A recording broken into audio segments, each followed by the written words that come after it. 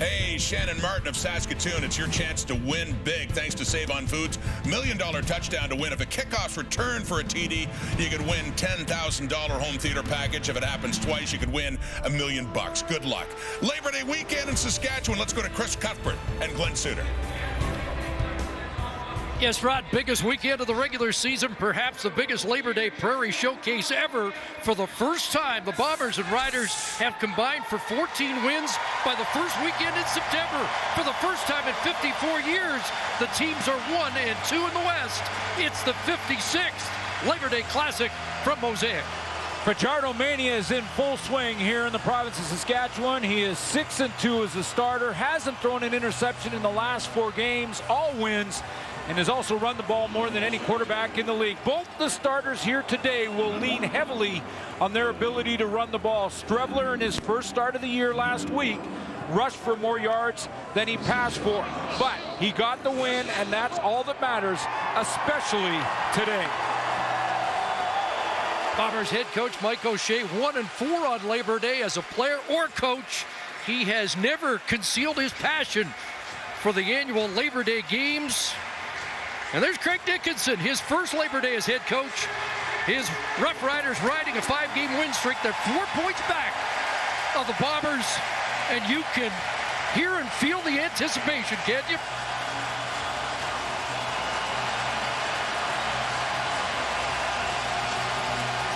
First of 3 dust-ups in the next 6 weeks between these two teams.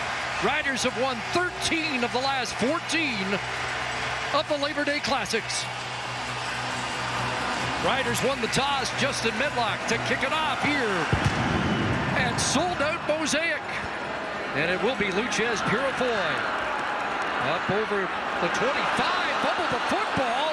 And who is on it? Looks like Saskatchewan got it back, but a nervous start. And Sean Iduwu able to preserve possession for Saskatchewan.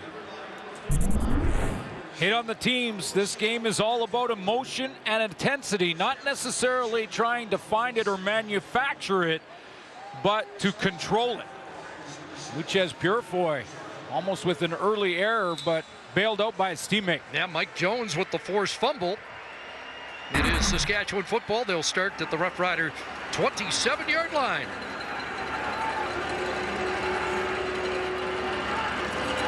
Cody Fajardo sends 6 out and looks for Shaq Evans, and his favorite target has a big catch and a first down up at the 50-yard line. Slant route from the leading receiver for Saskatchewan, and Shaq Evans. He gets a long run at it, and it's that skinny post. Fajardo trusts his receivers on these in cuts right down the seam. 23-yard gain to get things started offensively. Fajardo told us yesterday the nerves get settled after the first completion.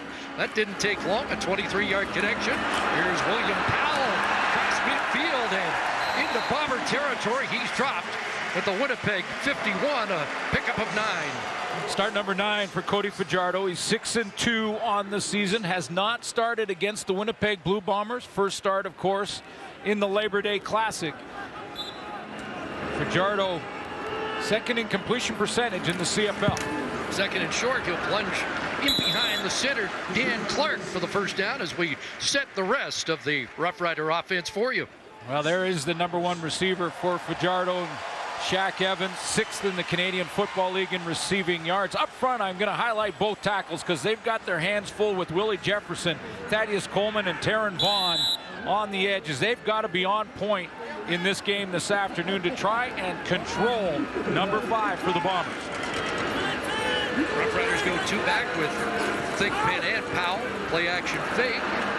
Dancing around, going to throw it away with Willie Jefferson in the area. And let's set the Bombers defense, ranked 2nd in touchdowns allowed this year and number 1 against the run. Well, Willie Jefferson took over the game against the Edmonton Eskimos last week defensively and on special teams.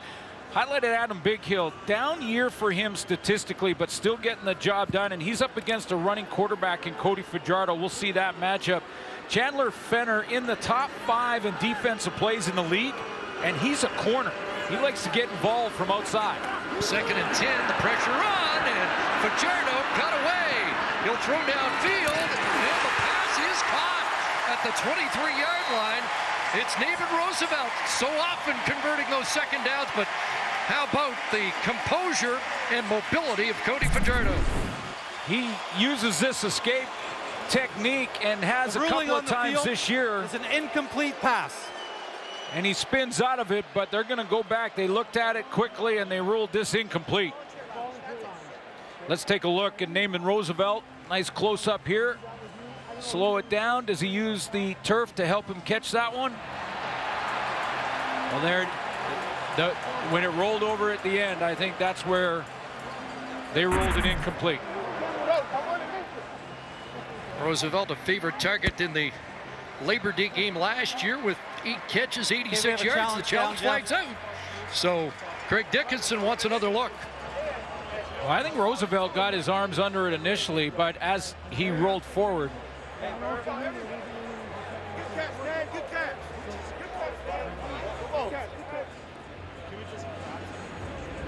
I'd like to welcome viewers from TSN1 watching U.S. Open tennis. Just underway here. We've got a challenge on what would be a big catch for Naaman Roosevelt, but ruled incomplete. Saskatchewan is challenging the ruling of an incomplete pass. They believe their receiver caught the ball. We'll review the play. So the command center will have a look at it one more time. Catch or not. They're not going to make that call. Does the drive continue or not? Just underway in the 2019 Labor Day Classic from the Queen City.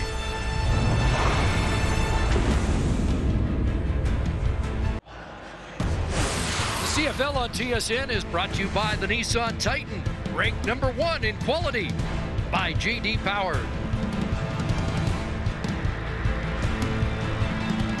After review, the ruling of an incomplete pass stands.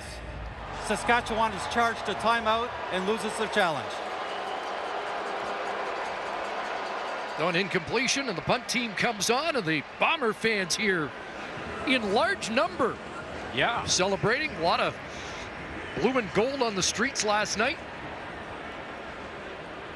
Today at the Starbucks, I saw at least half a dozen Milt Stegall jerseys. Honestly, there were 85s everywhere. John Ryan to punt. Janari Grant letting it bounce, and that kicks all the way to the back of the end zone, and it's going to be a single point. 70-yard punt by Ryan. No yards call, likely to be declined. Well, no Andrew Harris for this game. Johnny Augustine gets his first Canadian Football League start in place of the rushing leader who has been suspended for 2 games because of a trace of a PED in his last test. Well, undrafted from Guelph, Johnny Augustine gets his opportunity because of the suspension to Andrew Harris. And here's a look at his bio. Very dominant running back in Canadian college football, the University of Guelph from 13 to 17. Again, undrafted, but has had stops in Edmonton, briefly here in Saskatchewan, and been the backup for Andrew Harris. And boy, he's excited about his opportunity today. Mike O'Shea out on the field to discuss that no yards call with Dave Foxcroft.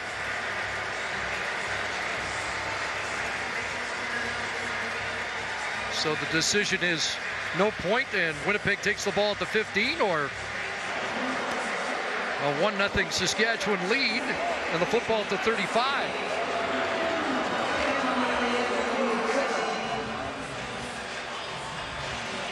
No yards, Saskatchewan. That penalty's declined, single point. So the 70-yard rouge by John Ryan. I think just Coach O'Shea wanted to get the clarification, make sure he's not worried about the point. He'd rather have the field position. Well, here's Chris Strebler, who was the leading rusher in Week 11. Ran for 95 last week, passed for 89. That's a rare winning combination for a quarterback. Last one to do that, Mike Riley, in 2015.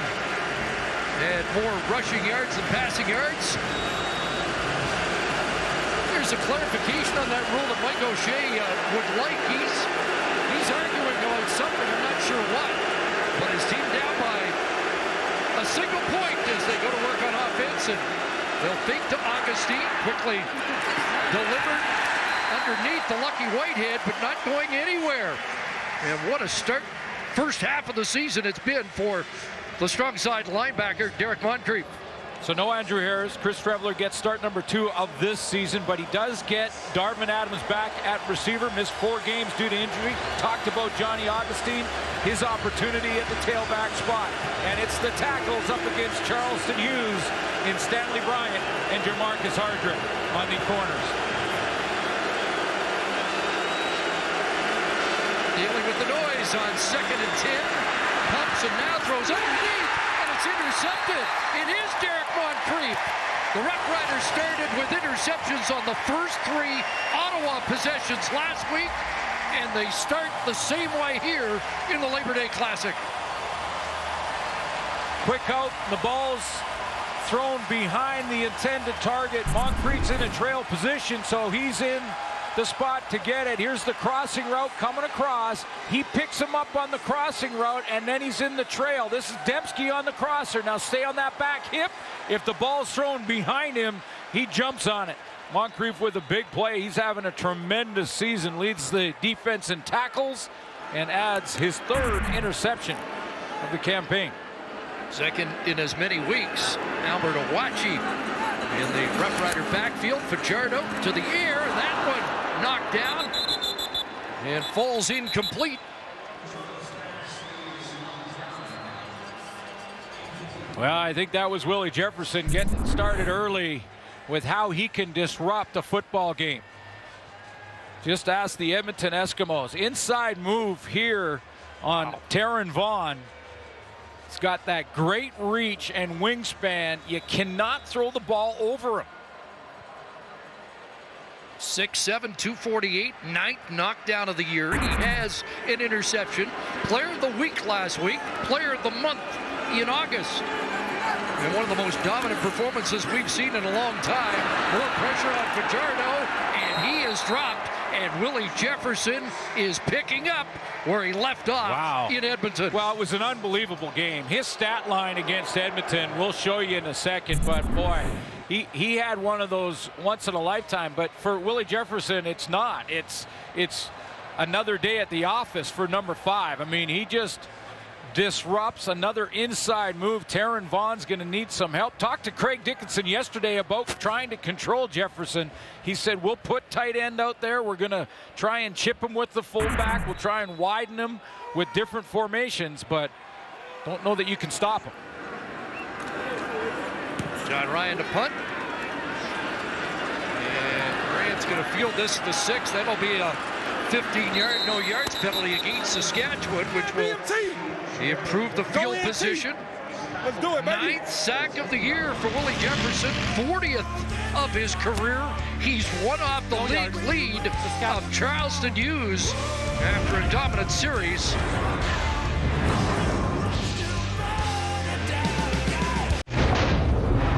Well, I promise you the stat line from Willie Jefferson's game against the Edmonton Eskimos. Take a look at the stats he accumulated. 4 tackles, 3 sacks against Trevor Harris, who hadn't been sacked very much all year.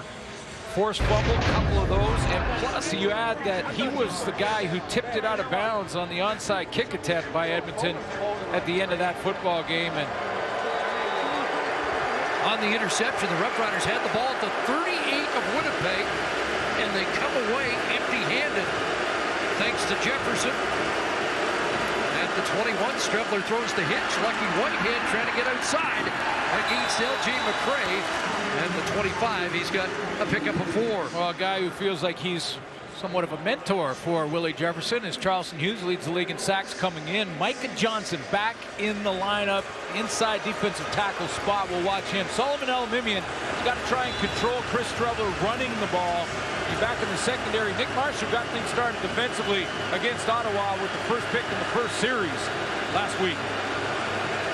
Both Elimimian and his old sidekick Adam Big Hill playing in their 125th CFL game here today. 2nd and 6, pressure on. E.C. Leonard forcing Streveler to throw it away. And it's a 2-and-out for the Bombers offense. still looking for their first down.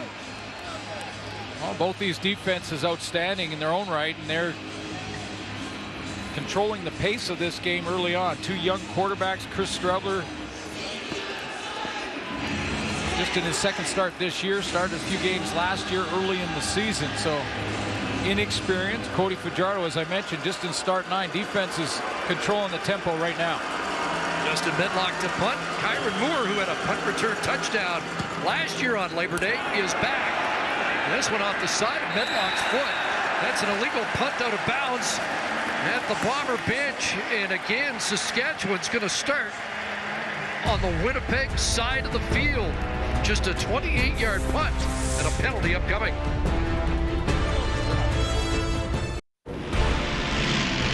Hello, this is Willie Jefferson of the Winnipeg Blue Bombers. Look at Jefferson again. And he does knock the ball loose, but Willie Jefferson has been unstoppable here. Trevor Harris is going to see him in his nightmares tonight. And you're watching the Labor Day Classic on TSN. I think number 5 likes the spotlight. Had some fun yesterday with those hellos on Labor Day. Take a rest here on first down, but you know he'll be out there quickly. Starting the Bomber 43-yard line, it's William Powell trying to get outside, and he can't turn the corner. Adam Bighill on the scene. Well, Cody Fajardo yesterday told us how wary he was of Willie Jefferson. I call him a game wrecker, right? He at any minute he can take over the game, and that's a rare skill to have. Not many people have that, but he definitely has that, where he can drop into coverage, intercept a ball, go for 6 yards. He can come around the edge, stick his long arm out, make you fumble, scoop it up. So every play you have to be wary of where he's at.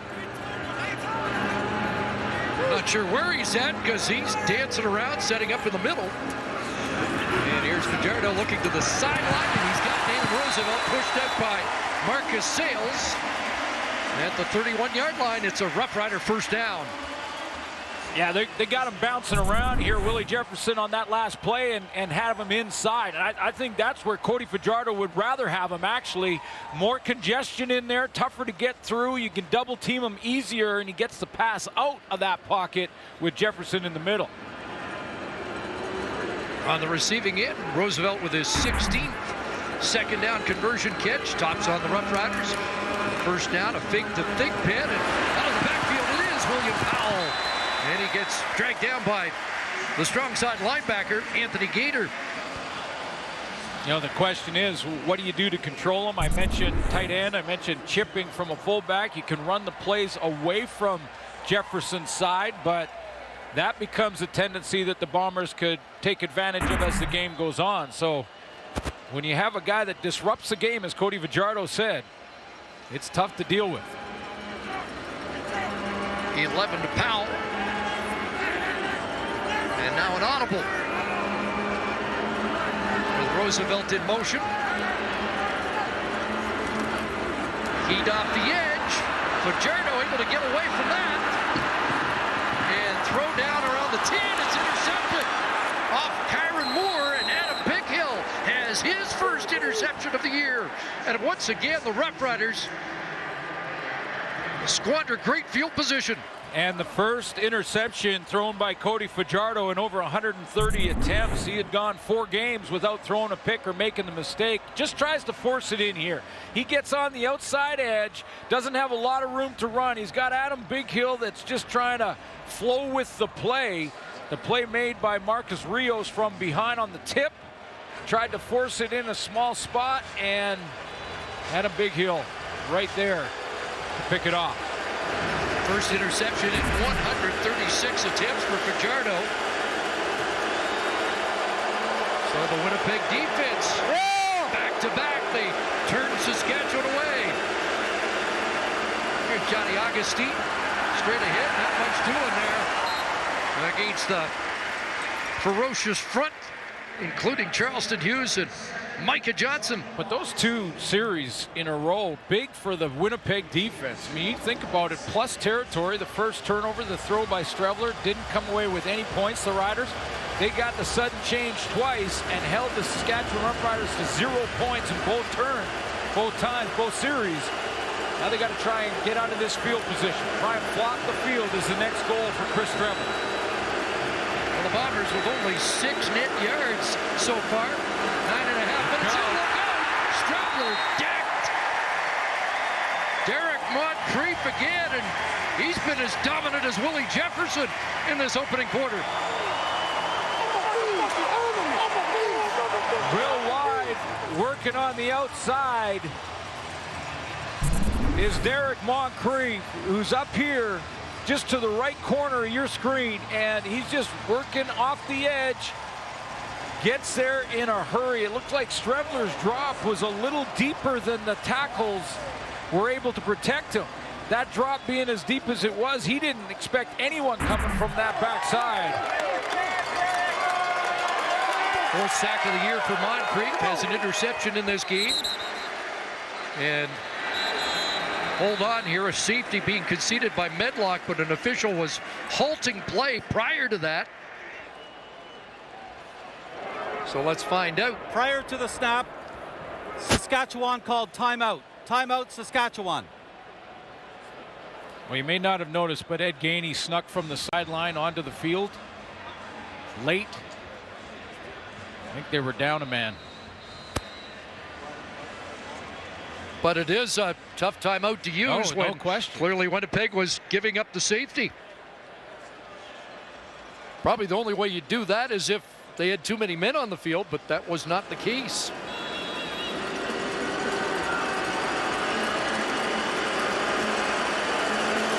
Medlock again puts the knee down. This time it is 2 on the board for Saskatchewan. And a 3-0 lead. Defense, the order of the day so far here. The Labor Day Classic at Mosaic. Sold-out crowd at Mosaic Stadium, including Cody Fajardo's dad, who's standing by with Sarah Orleski. Well, Chris, if you're going to take in your first game with your son as the starting quarterback, it might as well be the Labor Day Classic. What have you thought of this so far, Tim? I think this is awesome. This is the most beautiful thing I've seen in the CFL. Look at all these fans. It is crazy. I've been outside with them. I've been tailgating with them, and they are all phenomenal. We love it here. What is it like for you? I mean, you played football.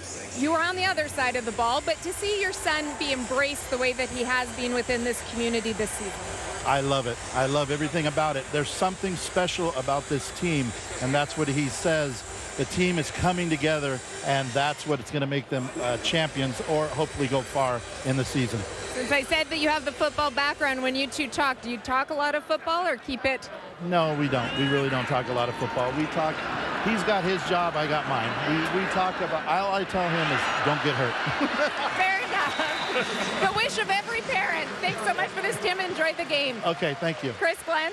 Good stuff. Tim Fajardo is a defensive end. He's hoping the D ends don't have a big day, but so far one of them has. Yeah, Texas Tech defensive end Tim Fajardo, and obviously loving how this province has embraced Cody, his son, and boy, Fajardo mania is in full swing here. It is off the hook. Sprinkle of Jesus, according to the man at quarterback right now.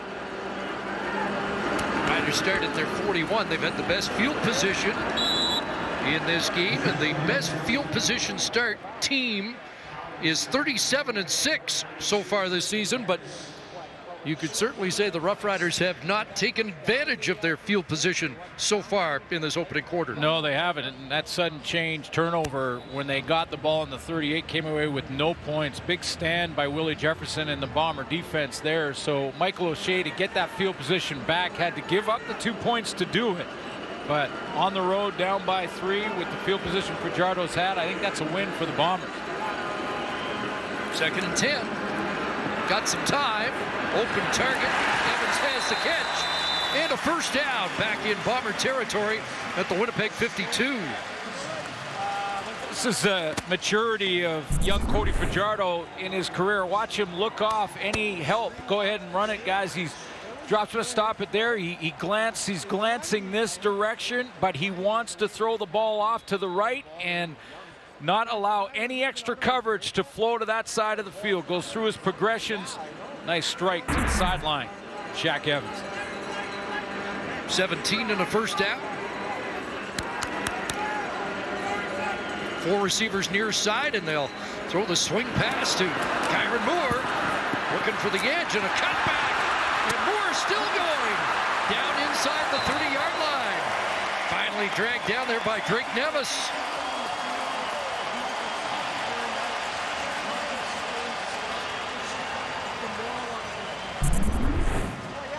Just keep the ball away from Jefferson. Willie Jefferson, you're going to put your formation to the field, and Cody Fajardo does on this play. Gets it out wide and gets it out of his hands quickly. 23-yard gain. And a first down at the Bomber 29-yard line. Arsenault in motion. Pocket collapsing again. Fajardo able to escape, but then gets bumped up by Kyrie Wilson. And that will be a sack as they will mark it out at the 32-yard line. You know, every player makes a mistake every now and then. If you cross the stripe, you've made one. There's Jefferson, and watch the spin move from Cody Fajardo to get away from Willie Jefferson on this. Again, he's up the field and causing problems, but Fajardo gets out, and here's what I mean by learning from your mistakes. Remember when he forced it in there and Adam Bighill got it? This time, he hung on to it. Get a second down. So loss of 3, 2nd and 13. Saw Fajardo spin away for a touchdown pass to Naaman Roosevelt last week. Pressure right up the middle, got it away. And Roosevelt there again. Late flag in the backfield. And is that against Willie Jefferson? Fajardo got up, getting help from his O-line to try and get back and organized, because that was a on hit that Willie Jefferson was getting out of roughing the passer call. Major foul, roughing the passer, Winnipeg number 5. After this is the goal, automatic first down. Take a look at number 5. He's been in the spotlight. Inside move with the stunt. The question you got to ask here is could he have pulled up and avoided the hit after the ball was gone? And I don't even think Willie Jefferson was quite sure how that was going to play out. The penalty yards tacked on. Tim Croker throws the flag. First down for the Roughriders at the 10. Fajardo stands in, another flag. And Fajardo dancing. He'll get dropped around the 8-yard line. Tracked down by Stephen Richardson. Looks like a holding call in the backfield against the Riders. Yeah, that took quite a long time. Just want to also show you one way that the Riders holding Saskatchewan number 66. 10-yard penalty. Repeat, first down. That the Riders will try and get some help on Willie Jefferson, and that is to bring in their fullback. There's a watchy right here. He's going to play like the tight end spot. What that will do then is widen Willie Jefferson if he wants to stay on the edge. There's 41. See how he comes in at tight end? Now you can create a double team. Try and create or at least slow the pass rush from Willie Jefferson. Now the holding call after the run is going to bring it back, but one technique. The first down at the 20. Then they call the draw to Powell. A little stutter step and another cutback. That's a sweet run to get the penalty yardage back. William Powell, 4th in the league in rushing, and the league leader in rushing touchdowns. How does he put the brakes on at the hole here and redirect? I mean, he stops dead in his tracks, bounce outside, another inside cut for a 10-yard gain, but a spectacular 10-yard gain. Bighill drags him down. 2nd and goal from the 10.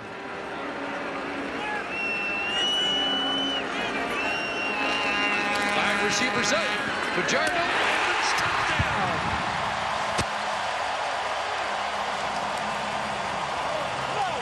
Shaq Evans has his 3rd touchdown of the year. And the Roughriders finally cash in.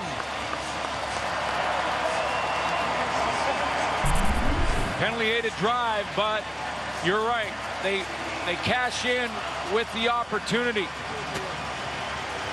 The Bombers playing a little zone look down. That's unconventional, but a little zone look down in the goal line area, and Evans found the hole.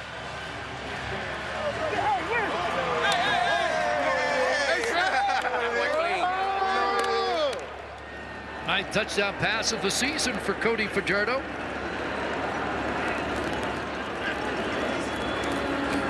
And Brett Lowther adds the convert. 8 plays, 69 yards. The league. You heard it right here. You heard it right here. Big play Evans chain. gets to wear the chain. Big play chain. Manny Arsenault's idea. Guy who makes a big play gets the chain. It was a man look, and there's going to be an out route that confuses the Bombers secondary, and there's the touchdown from Shaq Evans. But watch this inside out route that influences the defense. Go ahead and run it, guys, and here's the out cut. Stop it there. 2 defenders take the out. Shaq Evans just smart enough to stop right before he gets to the next Bomber defender on the inside, and Cody Fajardo hits him right as he opens up.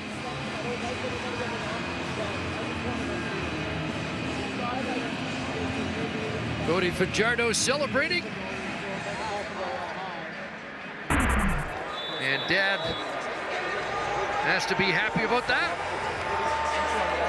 Texting everybody back home. Hey, Junior just threw a nice touchdown throw. And bounced back from a big hit from Willie Jefferson. Here's Janarian Grant, the explosive kick returner for the Bombers.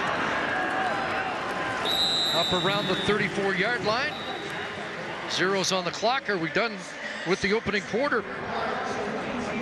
We are indeed through 15 minutes of football here in the 2019 Labor Day Classic. It's 10-0 Saskatchewan.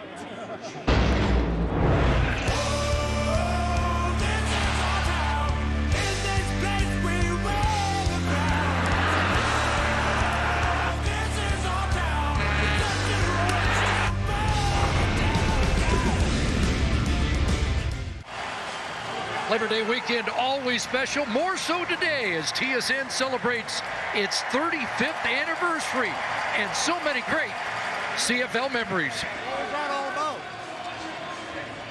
Downfield for Stiegel, he's got it! Stiegel! Are you kidding? He passed the ball! Anthony Calvillo is the all-time Canadian Football League and Pro Football passing leader. Too many men on the field, Saskatchewan. Oh my, all the police cannot believe it. I'm rapping Rodney, and here's my story. When I get to watch sports, I'm hardly ever sore. Keep walking. Keep walking. We don't know who you are. What's up?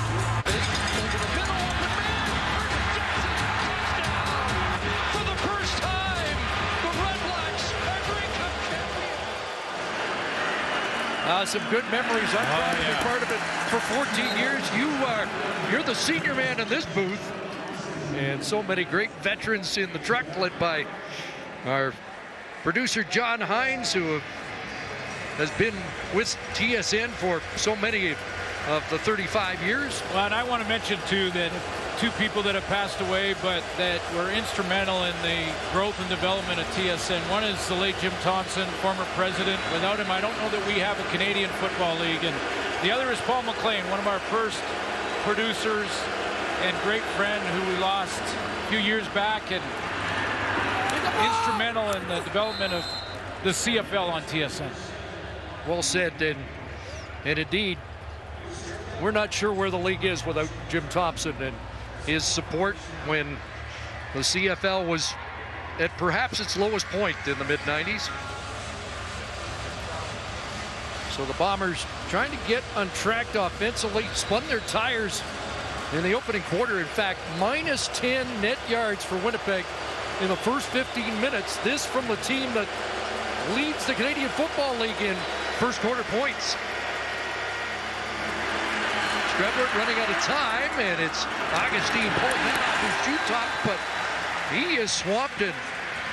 This Rough Rider defense swarming in the opening half. Mike Edom leading the charge that time. Yeah, you wonder, for the Bombers now, what do they have to do to try and get Chris Strebler into comfort zone? And I would suggest you can't do it on 2nd and 12, but if they can convert here and get into that first down, Paul LaPolice, the quick game, the hitch game, bubble screens to Lucky Whitehead, Nick Dembski, get him on some fly sweeps, and get Strebler running again. I think Strebler plays his best football when he does run a little bit. He's got to be careful with it because he's a starter now, but he needs to run to get comfortable.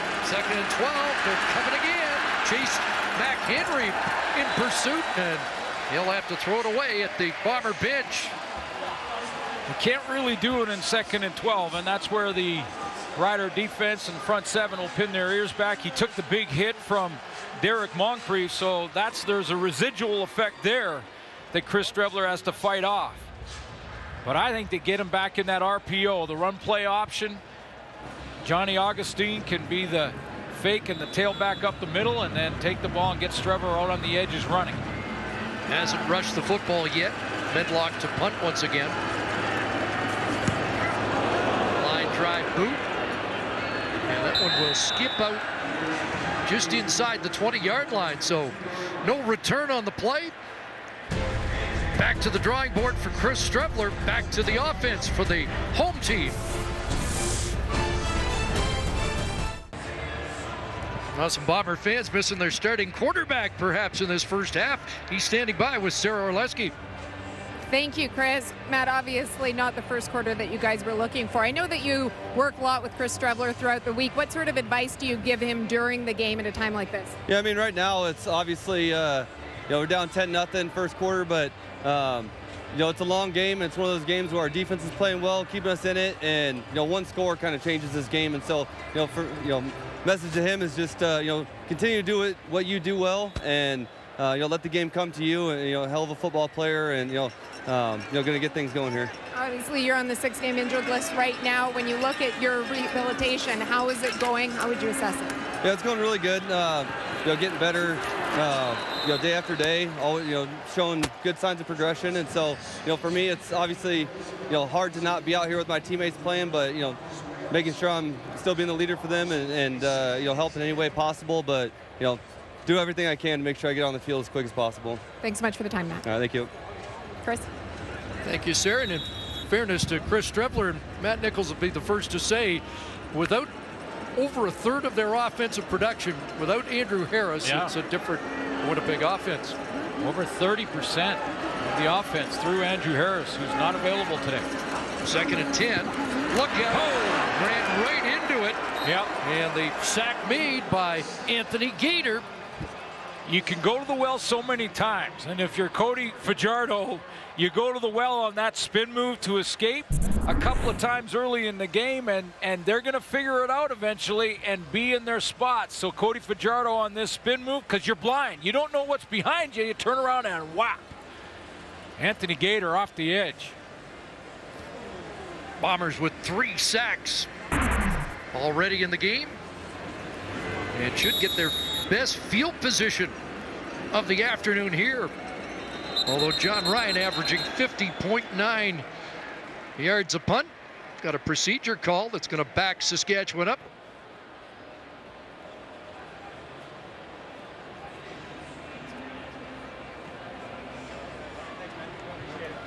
Ryan discussing this week that he's continuing to work. Saskatchewan, number 43. 5-yard penalty, remains 3rd down. He's continuing to work on his directional kicking, something he didn't do much with the Seattle Seahawks and in his NFL time. But he's continuing to work on that, but that's in plus territory when he's trying to angle it out. Now they want his big leg over 50-yard average. Kick him out of trouble here. Micah Tights called for procedure. Janarian Grant awaiting just inside the Winnipeg 50-yard line. 8 big returns for the Bombers so far this season. 53-yard punt, flag comes down, and Grant across midfield, pending the flag.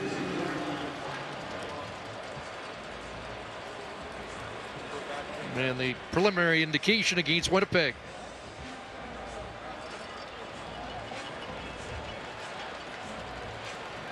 During the return, illegal block, Winnipeg number 45. 10-yard penalty, first down, Winnipeg. Corey Jones. Well, the CFL Labor Day weekend continues right here on TSN tomorrow. Doubleheader action. Argos taking on the Ticats, and then a live mic game featuring the Battle of Alberta, Eskimos and Stamps. Action gets underway 12:30 Eastern, 9:30 Pacific. It keeps on rolling all day long, only on TSN. Well, I know you mentioned it right off the top, but this matchup here today, since the 50s, the last time these two teams were 1 and 2 in the division, playing on the Labor Day weekend. Which is cool, but with that said, that game tomorrow, Calgary-Edmonton, might also hold the key to first place in the West this year. That's how close it is. That pass gets to Dembski, and the former Roughrider cuts back, brought down around the 46-yard line. Strevler now 4 for 7. Well, the Riders have had the edge on this afternoon, and the Bombers get it in the rematch next week, but won 13 of their last 14. There's that stat. First time since 54 that these two teams are 1 and 2 in the division. And you're right. It's great Labor Day weekend of football. And the Bombers could really take a stranglehold. Here's a burst, and Johnny Augustine shifts gears and down the sidelines, and he's still going. What a run by the Guelph product, Johnny Augustine, replacing Andrew Harris. The Bombers have their first big play of the Labor Day Classic. Johnny Augustine, first of all, gets the blocks up front he needs. He's going to get the blocks up front. He's right here behind the goal post. He's going to go between the tight end and the tackle, so he gets the first block. Stop it there. Okay, there's the big hold. Go ahead and run it. Watch the move on Ed Gainey in the open field. He freezes him with that little stutter step. Down the rail, cut back. What a run. Johnny Augustine, 55-yarder. Second longest run from scrimmage by the Bombers this year. End zone, touchdown. It's Kenny Lawler, and the Bombers get right back in it. Matt Nichols told Sarah on the sideline the defense is keeping them close. They're keeping them in the game. They've made sure that Saskatchewan didn't take full advantage of early good field position, and all they needed was a score to get right back in it, quiet the crowd down here in Mosaic, and get back in this football game, and they just got that done with Kenny Lawler in the back of the end zone. What a run by Johnny Augustine. I love that move in the open field where he froze Ed Gainey. Yeah. Here we go, Mama. I love you. My son, I love you. Baby girl, I love you. Yeah. Second touchdown of the year for Kenny Lawler. Well, Chris Matthews was cut loose the Bombers this week, and he's now a Montreal Alouette, but one of the reasons for that, Michael O'Shea said, was the play of Kenny Lawler, the return of Darvin Adams for sure, but yeah, we back up in here. With Kenny Lawler playing as well as he is, just weren't sure where they were going to fit Chris Matthews into the starting lineup, so cut him loose. He's now an Alouette. Bombers had 1 yard of offense prior to that drive. They go 72 for the touchdown, 55 by that young running back who was never drafted, but all of a sudden starring in one of the biggest games of the season.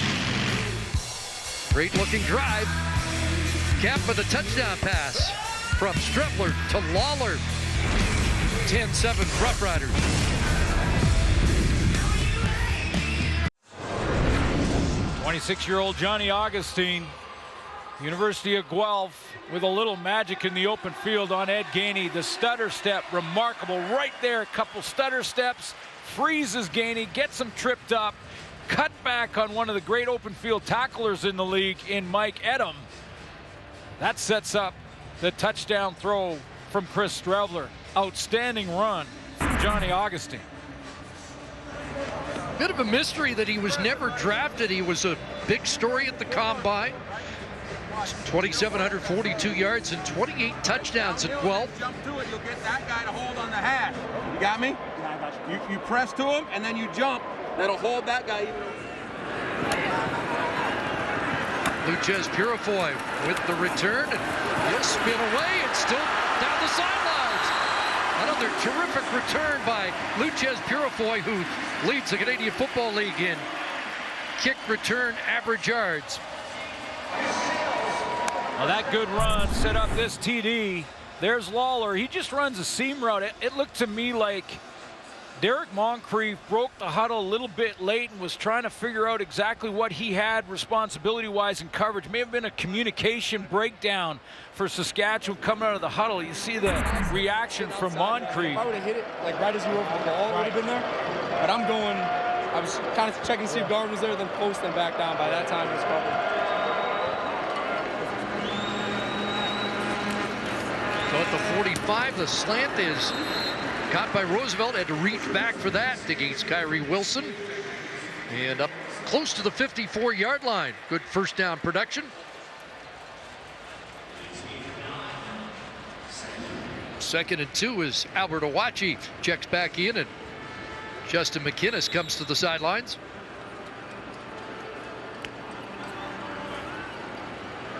Fajardo 116 yards passing and a touchdown with an interception so far. Second and 2, and Thigpen works his way across midfield and gives the Roughriders a fresh set of downs. Well, the late flags come down, and was there a face mask at the end of the play?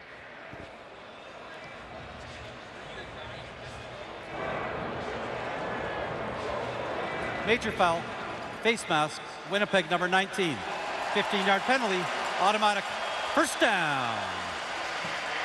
Fourth penalty against Winnipeg, the least penalized team in the CFL. Kyrie Wilson, no question, grabs a face mask. That was called by the back judge. Last time Cody Fajardo had a penalty-aided drive, he finished it with a touchdown. First down, Winnipeg 38. Drops and fires and incomplete. Wanted Arsenault with Marcus Rios in coverage. Marcus Rios has been a nice addition to that secondary. That's been a spot that they've gone through Brandon Alexander, Chris Humes, and this time he's going to cover that inside slot back on the trip side of the field, which is the 3 receiver side. Here comes the inside move, and Rios with that nice jump gets his hand across and tips it away from Manny Arsenault.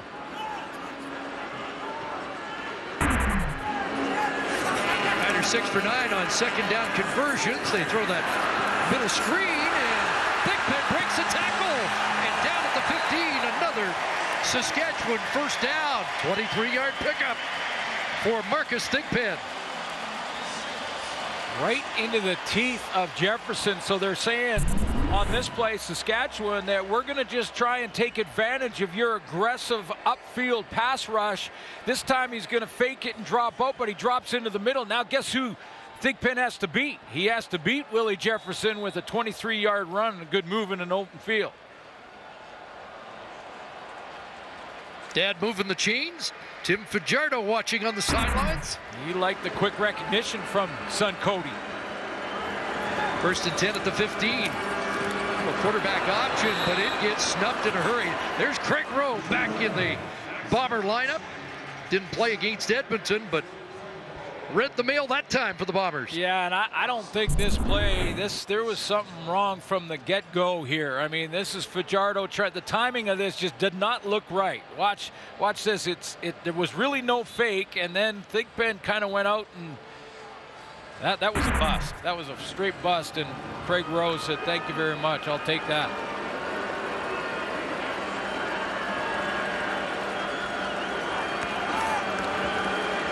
Second and 12. Fajardo looking near the goal line, and flags fly. Roosevelt, the intended target, was working against Marcus Sayles. We've done a couple of Bomber games in back-to-back weeks, and Marcus Sayles is having some penalty issues.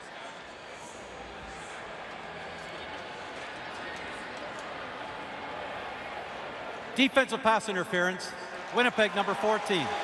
Ball will be placed at the spot of the foul. First down, Saskatchewan. Naaman Roosevelt's trying to get to the out route here. We'll see Marcus Sales, and he wants to get some early contact. If that's inside of 5, he's okay, but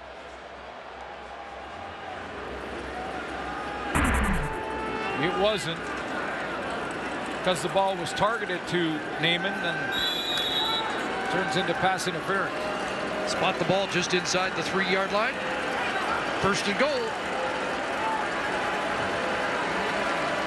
Roughriders #1 in red zone production. Look out here.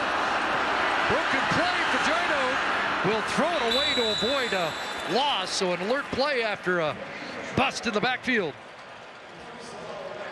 Boy, was it ever. He took a hit from Adam Bighill. Slow to get up from that, but again, this is an issue in timing, and it seems to me it's Marcus Thigpen who hasn't had near as many reps in the backfield this year as he did in the last 5-game win streak. And there's just a timing issue right now with Thigpen and Cody Fajardo. They need to go back, I would suggest, to William Powell in that backfield. That timing back.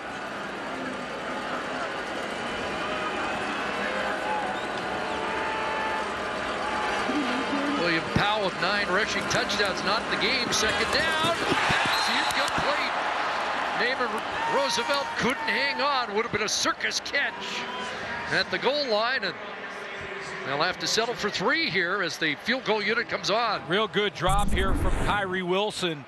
He's the linebacker that's going to try and get under this out route to Naaman Roosevelt. And I thought he was going to pick this. It looked like he had a shot at it. Just went past his hand. And then Roosevelt was distracted just enough by that move right there. If he gets that, it's a foot race between he and Cody Fajardo. But I want to go back to your thought on William Powell. Leads the league in touchdowns, not on the field in plus territory. 2.5 yards out, and they are unable to punch it in. They'll take 3 and double the size of the lead to 6 with just over 5 minutes to go.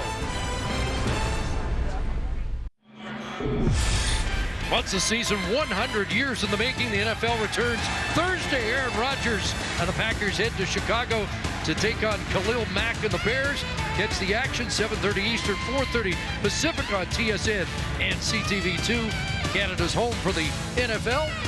Sam McLaughlin, the former Saskatchewan Roughrider, taking the Miami Dolphins. According to all reports, they'll play that game on a 100-yard field.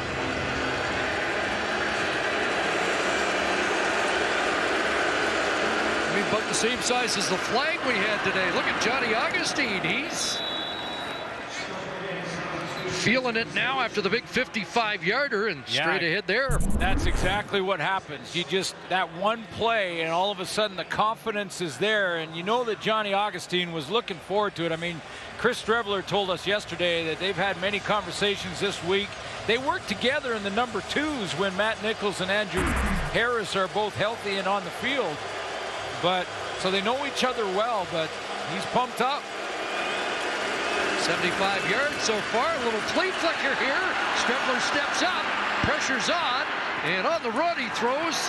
That's a catch at the first down stick by Drew Wolodarski.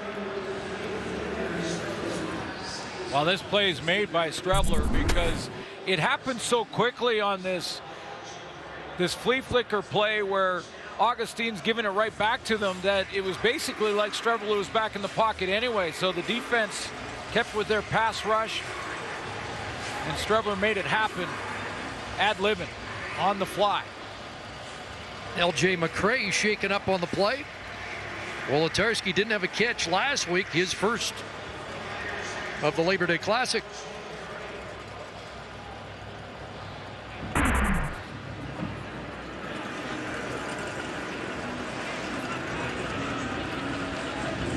So McCray to the sidelines, ejected last week and fined after a shot taken in the heat of the moment against the Ottawa Red Blacks. So Eli Buka comes in, takes his spot, first down Winnipeg. Quarterback draw, Strebler maneuvering and breaking a tackle. A flag comes down behind him as he powers his way for a first down inside the 40, and there's that running back quality that Chris Strebler brings to the game. Oh, and that's the type of play that gets Strebler comfortable and in the game. Winnipeg, number 68. 10-yard penalty remains. First down. It's coming back. Jeff Gray gets called on the holding, but it's still a play that Strebler gets into his comfort zone. I asked Mike O'Shea about if he's concerned at all with Strebler running in the open field, taking hits like that, not hook sliding. Said absolutely not. That's one of the ways that Chris Strebler leads. He leads by showing the team that he's willing to put it all on the line every single play, and he said it's his style. He's a big, tough runner. I'm going to let him do it. Both quarterbacks have that ability. Fajardo 7th in the league in rushing. Strebler in limited time is 9th. 1st and 20 after the holding call. Dancing around, trying to buy some time, and now throws low, incomplete. Darvin Adams on the scramble drill coming back, but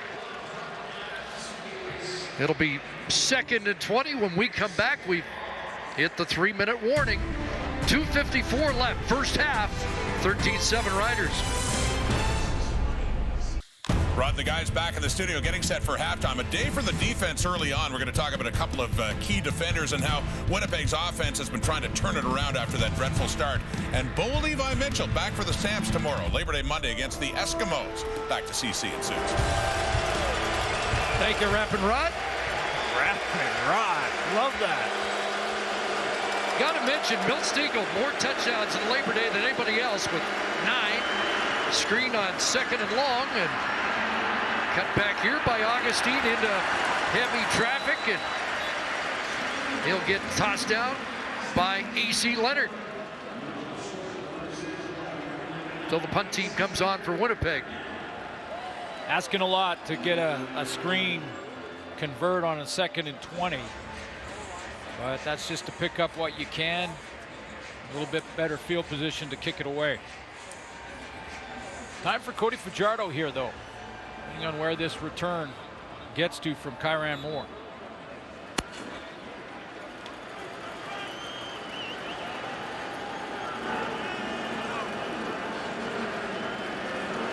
Justin Medlock to punt. It's going to be Thigpen on the other side, and it is at the 48-yard punt, angled out of bounds. So mark him out at the 20. That's where Cody Fajardo will go back to work with 2:22 on the clock. And William Powell is back in the rotation, going back on the field with Fajardo. Powell's been on a roll when he gets to the red zone. 9 touchdowns, leads all players in the CFL coming in. You know, every player out there has been in a rivalry game. Oh yeah. At every level. For Cody Fajardo was the Battle of Nevada. Nevada against UNLV. 1st and 10. Sideline pass. Caught by Evans. Bumped out of bounds. Cody telling us yesterday he's only guaranteed 1 win in his career. They lost in his junior year, and they play for the Fremont Cannon. That's an 1840s cannon. He guaranteed they win it back in his senior year. There's Cody helping paint the cannon. Wow, his yeah. Wolfpack colors once again. Well, they know rivalries. I mean, the guys that come up from the South, they know, they all have their rivalry games, so they understand the intensity. Gonna throw deep here, and incomplete. Jeff Heck was in coverage. Moore, the intended target. You know, Heck was in coverage, and Moore tried to sell at the other end. Adam Bighill was on a blitz, and they were trying to sell that he got held. So I say good no call all the way around. Just continue to play football, because everybody's trying to sell something, and the refs right there weren't buying at the line of scrimmage or in the back end. By the way, Cody was not going to go and guarantee a win today. He did it once. I was going to say that's gutsy, man. 2nd and 10. Stands in. He's got Roosevelt again. Mr. Second Down. Naaman Roosevelt, slow start this year, but he's really becoming a bigger part of this offense, isn't he? Got his first touchdown last week of the season. And Cody, to guarantee that win in college, I mean, I've heard coaches do it. I've heard managers do it. Even presidents do it. Media does it all the time. Very seldom do you hear a player, especially a quarterback, guarantee a win, because that puts a big bullseye right on your chest. He got it done, and he said that's the only time he's going to do it. I do have one, and he became a legend because of it, by the name of Joe Willie Namath. Here's Fajardo on the run, and he's out. Good throw. Great throw, and a catch there for Justin McInnis, the rookie. And the Roughriders have a first down in Bomber territory after a 20-yard connection. Great throw here from Fajardo, because he's got to spot the ball. He's got to get it over that underneath coverage, the underneath layer. Adam Big Hill had dropped all the way to the sideline. He had to get it up over Big Hill and drop it in, feather it in to McInnis. Tim likes it. Dad gives it the first down single. 6 different receiver for Cody Fajardo. We might need a Tim Fajardo camera. And they swing this one out to Powell. Rios the tackle, close to another Saskatchewan first down. Selling things down. Stephen McAdoo calling nice play calls. The difference in this series started back deep in their own end was getting it Fajardo out on the edges, where he's got the option to run or pass. It really freezes the defense. Guys like linebacker Adam Big Hill who are trying to drop out there, do they go up and try and tackle Fajardo, keep him in secondary container, or they stay in coverage? And got him guessing a little bit.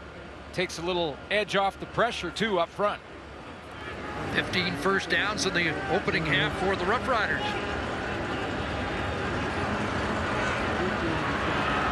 And they can't get the play off. A little confusion there. Arsenault was in the middle of it. Well, wasn't sure if he was trying to get somebody else set. Manny Arsenault realized that the formation wasn't correct with the call or vice versa, and he was trying to get guys lined up because you have to cover the tackle. Time count violation. Saskatchewan number 7. So 10-yard penalty, remains first down. One of the receivers, either Arsenault at the slot back spot, has to be on the line and cover down the tackle, or the wide receiver has to be, which was McInnis, and he was trying to communicate that, and he just didn't get it done. Now you could see him talking with the youngster, Justin McInnis. 10-yard penalty.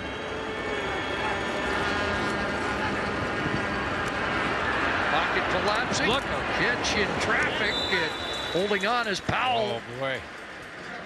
Saw Marcus Sales coming down there, and I thought he's coming downhill with Powell looking back to the ball. Almost a major malfunction at the junction. Yeah, and this one took a while to develop. Fajardo didn't like what he saw to the field, so he's sitting in there waiting for Powell to release, and here comes Sales, just missed him.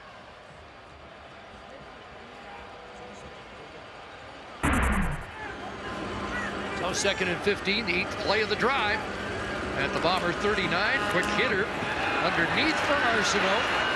Streak of catches continues, gets back to the original line of scrimmage.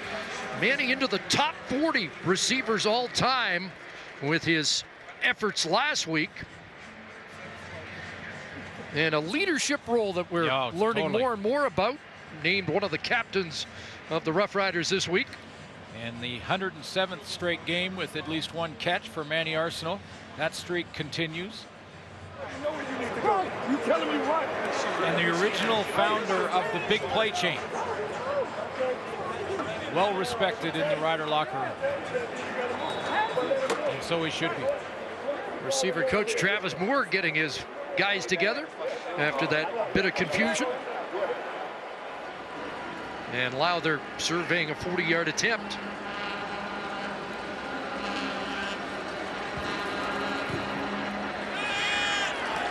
Right through, 2-score lead for the Roughriders in the final minute of this first half. Well, part of the tradition of Labor Day weekend, Fan Appreciation Day, and the fans come out in large numbers here to take to the field, get to cheer on their favorite players, and then the huge lineup for autographs that goes on well beyond an hour or so for the Roughriders and their fans. Had a chance to talk to some fans last night at dinner about the experience and saying how this is a real good locker room. The Saskatchewan players took as much time as the fans needed yesterday to sign all the autographs, make sure that people got the signatures they wanted. Cody Fajardo stayed out after. We had to get him, of course, for our interviews, but we spent as much time as the fans needed. See what the Bombers do in this final 40 seconds or so. That's a good start for Johnny Augustine off the right side, close to a first down at the 45-yard line. And Augustine, on the strength of that one big run, now up to 85 first half yards on 5 carries. Strebler will get the first down. Yeah, just say for the record with the Andrew Harris situation that, I'm going to give the benefit of the doubt to Andrew Harris that, somewhere a mistake was made with an over-the-counter product, and it has happened to some athletes.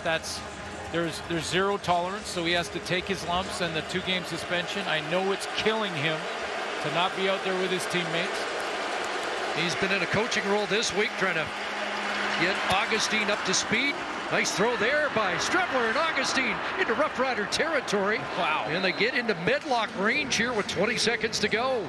Yeah, he's really helped. Andrew helped Johnny Augustine prepare for this mentally. I'm not sure how Strebler knew that Augustine was going to be there. He broke out of the pocket and looked like he was going to tuck it and run with it, then spotted Augustine, gave it to him. He did the heavy lifting from there.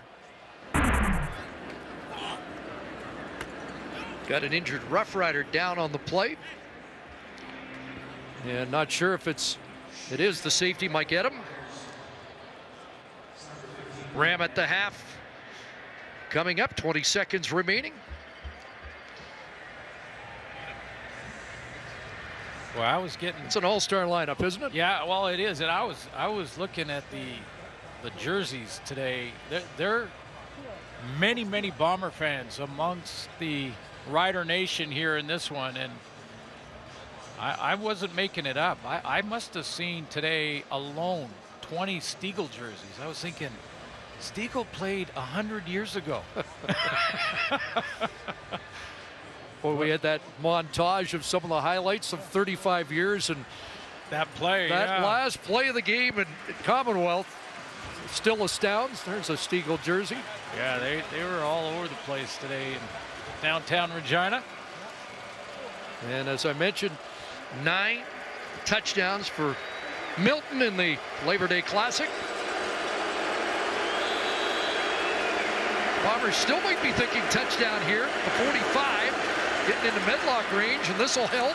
Crosser, Lawler, get out, and he'll stop the clock at the 30-yard line with 10 seconds. So you'd think one more play.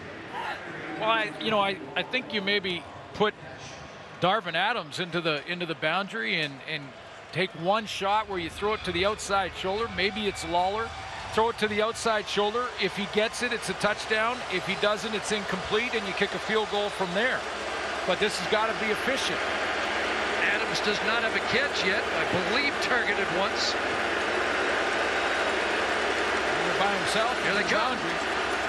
Quick release over the middle for Whitehead. Dropped at the 22. Ed Geedy steps up. So with 6 seconds to go, Medlock will come on.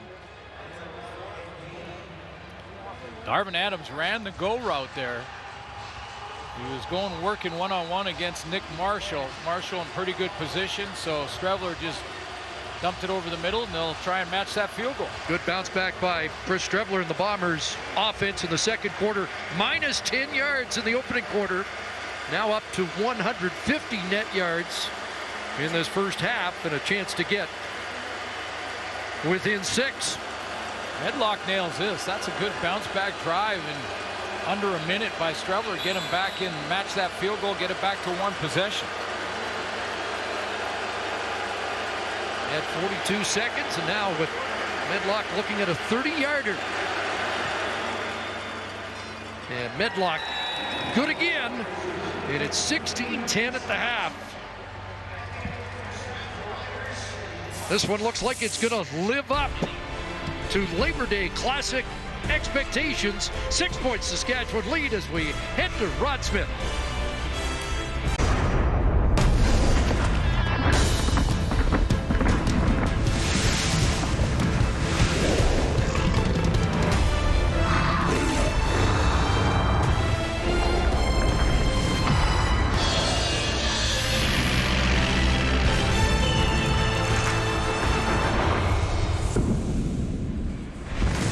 Six-point lead here in the Queen City as we get set for the second half. Saskatchewan 16-10. Here's Sarah Oleski with Johnny Augustine.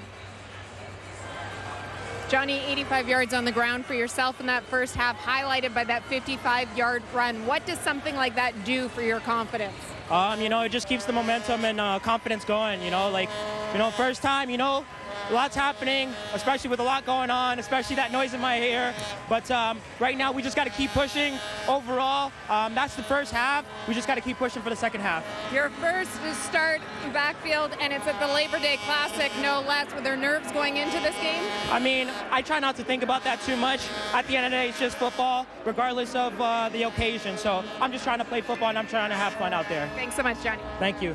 Making his own noise, the young guy out of Welland, former Guelph star Johnny Augustine, who was actually signed last year by the Saskatchewan Roughriders in the offseason and then released prior to training camp. But he's given them something to think about with an impressive opening half. Wow, he filled in very nicely for Andrew Harris, and he was targeted twice in the passing game, something Michael O'Shea told us yesterday. He catches the ball very well. People may have thought that would be a huge drop-off because Andrew Harris is one of the best in the business catching the ball out of the backfield, but Augustine can do that as well. He had a couple, not big plays in the passing game, but targeted twice and made both catches. So a good first half for Andrew Harris's replacement. Bombers scored to finish the first half, and they'll get the football first here in the third quarter. And it will be Lucky 7. Lucky Whitehead's got it. Accelerating over the 35 to the 40-yard line. 33-yard return, and Johnny Augustine back to work. Sarah mentioned his big run in that first half, and it was special. Real nice stutter step there on Ed Gainey, bounced outside over 50 yards on this one carry. Closing in on a 100-yard game, his first start, and as Sarah mentioned, on Labor Day, lots of pressure on the kid, but he says he just wants to have fun, and did that in the first half. He was a national karate champion at the age of 12. He was a sprint champion in Ontario in high school, and he's played a starring role here in his first Labor Day Classic start. Gets the ball here early, and they're waiting on him this time, and he's brought down after a short gain. Solomon Elamimian on the scene. Well, he's benefited from guys like John Cornish and Andrew Harris that have really redefined the evaluation process when it comes to the coaches deciding where they're going to play their Canadian talent and what they do in the Canadian college draft. And when John Cornish and Andrew Harris showed that it's possible to not only play a Canadian at tailback, but have a Canadian excel at tailback and lead the league at tailback, open the door for guys like Augustine. Second and long, Strebler stepped up, throws, and he's got Adams at midfield. It's a first down on Darvin Adams' first catch of the game. Missed 4 games. And Mike O'Shea said they missed Darvin Adams. Yeah, Strebler steps up in the pocket here, and they think about Darvin Adams. I'm not sure if he was trying to hit Dembski on the crosser or Darvin Adams behind. It worked out for Winnipeg. That's a good thing it wasn't a knockdown by Dembski. Yeah, it looked like Strebler was looking right at Dembski. On a roll, pressure coming, and pass is incomplete, intended for Augustine. Big rush there from the safety, Mike Adam. Well, you mentioned, though, Darvin Adams and his return, and we talked in the first half about Chris Matthews being released, and one of the reasons that Adams coming off the injured list. And, here's a guy that you take a look at his 1,000-yard seasons, and Mike O'Shea said to us, he's just earned the trust of the team, the quarterbacks, and just cannot keep him. If he's healthy, you cannot keep this guy out of the starting lineup. And that was a tough decision to make, but they made it, and Martin Adams back. 2nd and 10.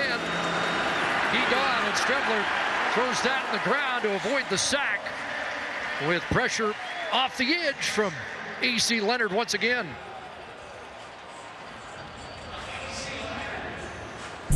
Not surprised that Winnipeg may do pay more attention to Charleston Hughes with his 10 sacks on the year, and Augustine is going to stay on that side. That gives a one-on-one, or the opportunity for one-on-one for A.C. Leonard. Thomas Miles handling the long snapping duties. Chad Rempel's been injured, one of the most reliable long snappers ever in the Canadian Football League, so got to be a backup for every position, and Thomas Miles in the important role now. Fires it back to Medlock, who just got it away. On the turf and scooped up by Thigpen, and he gets swarmed after a 35-yard punt under some duress by Justin Medlock. So Cody Fajardo in the first half, 9 of 17. 139 yards passing, did have a touchdown throw and 1 interception. And that interception was off a tip when he tried to force it on a scramble play, but recovered from that, bounced back from that. The touchdown pass after the interception throw, that's snapped a long streak without one, 4 games and 136 attempts. Said when he signed in February, one of the first things he was told about was the expectation of winning on Labor Day. There's the slant in. Another connection to Shaq Evans in front of Chandler Fenner. I had a great conversation with Cody Fajardo yesterday about that route right there. I said, I think you guys, Saskatchewan, run that slant route better than anybody in the league. And he said, that's about trust. This play is all about trust, because I have to throw it to a spot, and I have to trust that Shaq Evans is going to get to that spot. It's almost impossible to defend if you do it right and you have the trust. 2nd and 4. Fake to Powell. Little sidearm toss. Nice play by Fajardo there. Boy. And he gets it to Roosevelt, who gets first down yardage. Was it ever? I mean, I think he threw going down, and Jefferson gets inside here. He's going to line up and change his alignment. That makes it more difficult for the tackles to get a good read on him, but he ends up getting there, and Fajardo with Big Willie just holding on to him somehow gets it out there to Roosevelt. Bombers with 4 sacks in the first half. Saskatchewan had surrendered only 3 in the last 5 games. 1st and 10. Fake to Powell, and incomplete as Winston Rose got to Roosevelt at the same time as the ball. Winston Rose, league leader, with Trey Roberson tied for the league lead in interceptions. And just like a running back or receiver, Chris, that gains that confidence with 1 or 2 plays, you start to have a season where you're leading the league. You feel like you can jump anything, and he was right at the target point for that throw. Almost had it. Riders 10 of 15 on 2nd down conversions. Here comes the rush again, and the pass hurried behind Roosevelt, incomplete. Yeah, I think Cody Fajardo may have seen ghosts there a little bit on that one, because on those last 2 plays, Willie Jefferson hits him as he's throwing. The next one, he got hit, and he was trying to complete it to Roosevelt on the slant route that Winston Rose broke up, and that time he rushed the throw. So the residual effect of early pressure in the previous 2 plays. John Ryan to punt. Janarian Grant awaits around the Bomber 15. Another big boot. Forces Grant back around the 5. That's a 64-yard punt by the local hero John Ryan, and a flag at the end of the play. So long field for the Bombers. They're down by 6. But Johnny Augustine has given the offense a spark here for Winnipeg in the Labor Day Classic.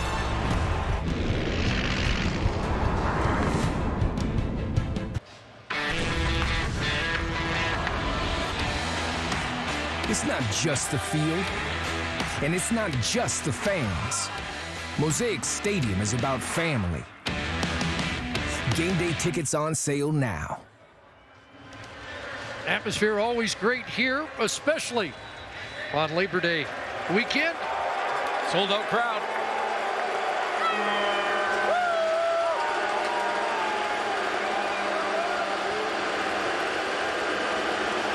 Chandler Penner called for an illegal block, so it's a long field for Chris Strubler. A little pump and go for Darvin Adams. And that pass too far. Adams covered on the plate by Nick Marshall on the corner with some help from Ed Gainey. Yeah, Gainey rolled over the top of that and gave his corner a little bit of help. Just during the commercial break there, Charleston Hughes walked out and had a good conversation with both Nick Marshall and Ed Gainey. Just reminding the two on the short side of the field how important this set of downs can be because they got him backed up. Ed Gainey, by the way, 3 interceptions on Labor Day in the last 2 years. 2nd and 10 from the 6. Here they come. Strubler just got it away, and Dembski coming back to the ball gets interfered with, and Moncrief knows it. Yeah. And that's why you wonder why quarterbacks sometimes they just throw it up, because when you defensive pass interference, Saskatchewan number 42. Ball will be placed at the spot of the foul. First down, Winnipeg. Because he's got full blitz with no safety in the middle, so Moncrief has got to roll out here and try and pick up Dembski, and then he gets in the chase position. Throw it up there. Moncrief can't find it, runs right over Dembski, no question. He knew it immediately, pointed to himself. That gets the Bombers out of a deep hole, and a big, big play for Strubler to trust that Dembski will do the right thing. Go back to the football, draw the penalty if you can't get to it. 32-yard penalty, and it gets him out of a big hole and back into the hands of Augustine. Gets stopped. Into the waiting arms of Micah Johnson and Mac Henry. Well, we've seen at times when that kind of blitz happens and quarterbacks will throw it up over the middle, trying to just get to the hole and have the receiver adjust to the ball. Sometimes that'll be picked off. And people go, well, why did you just throw it up like that? Well, that's why. I mean, that's why. You got to take a gamble, put it in the hands of your receiver to make the right decision at the top end of the route.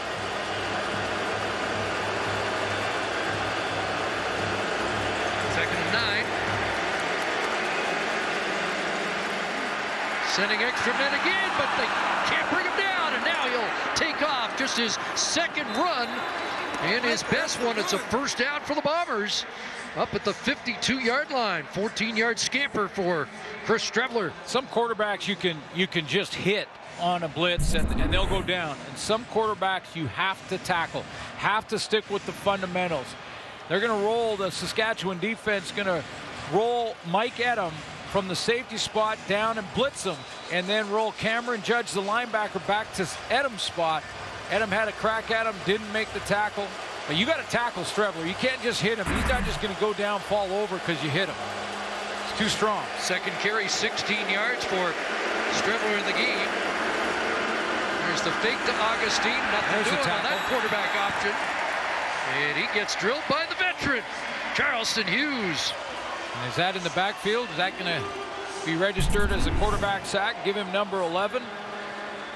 Different type of player, although he feels like he's a mentor to Willie Jefferson. Different type of player than Jefferson. They played together, of course. Everyone knows that, but maybe not as disruptive with the big reach, but he will set the tackle up, and then when it's most important, he'll make the big play. It is a sack for Hughes, the 125th of his career, 11th on the season. League lead, flag down. Wolotarski stretches out and makes a nice snare at the Rough Rider 40. Let's find out if this play stands. Flag right at the line of scrimmage. Offside, Saskatchewan number 95. The penalties declined. First down. It's LeVar Edwards. Offside, so Wolotarski's 17-yard reception will stand. This is what Wolotarski sees. Just the ball coming from somewhere deep in that pocket. McHenry tried to swat it, just missed it. And he stretches out, pulls it in. Well documented. Those two old college teammates have good chemistry. Strebler and Wolodarski. Here is Augustine on the left side. Dropped at the 36, a late flag after a 4-yard gain. Let's find out what this is all about. Major foul, face mask, Saskatchewan number 3. 15-yard penalty, automatic first down. Nick Marshall, and they'll tack on 15. Well, think about where this drive started and how it got out of the hole. I mean, that was a roughing the passer. Nick Marshall's very aggressive. He'll get into that trash talk sometime, and he just extended this a little bit too far. That last pull and twist is what drew the flag and the face mask, and now Strebler's on the doorstep of the red zone, and this drive penalty aided. 22 yards away from their first lead of the day. And they'll spin it, picked off. The hitch gets red and intercepted. Luchez Purifoy with his 3rd interception of the year. And this time it's the Saskatchewan defense that takes potential points off the board. Right into the hands of Purifoy, undercuts Dembski. Saskatchewan football when we come back.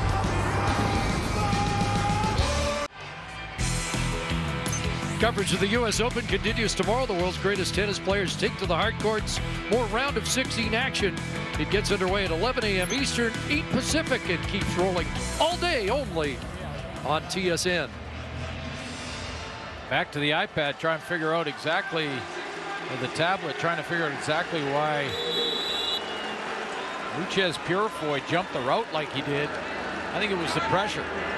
Prior to last week, Riders had 4 interceptions in 8 games. They have 5 in the last 7 quarters.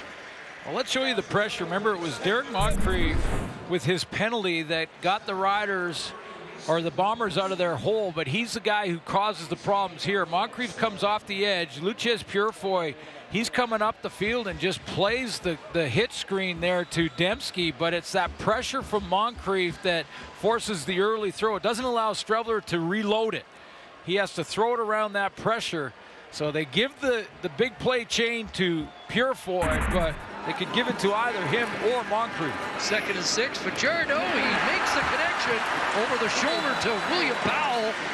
And it's a Roughrider first down at the 51-yard line, 16 yards. That's a tough catch to make, especially for a tailback, because he's looking over his shoulder, running away from the ball.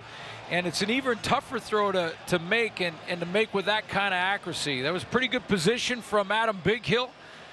He tries to close in quickly, and then on the over-the-shoulder catch from William Powell.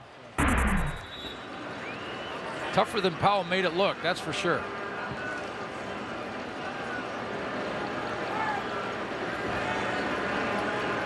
First down at the 51.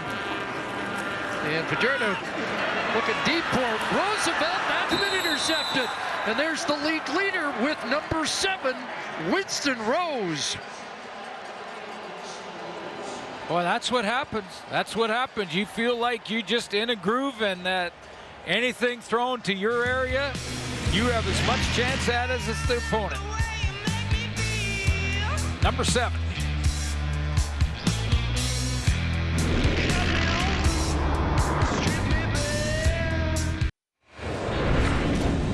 One more look at the pick from Winston Rose right here. Usually you see a DB backpedal a little bit before he turns and runs with a receiver like Naaman Roosevelt. But when you're in a groove and you have the confidence that a guy with 6 picks on the season has, you just sit there. You sit and wait. You don't bite on any little inside cut. And you stay inside position and then high point the football when it arrives. That's playing with confidence.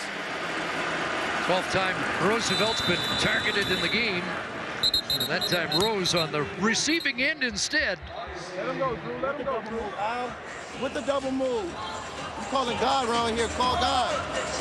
You know, since 2007, only 2 defensive backs have hit double digits in interceptions.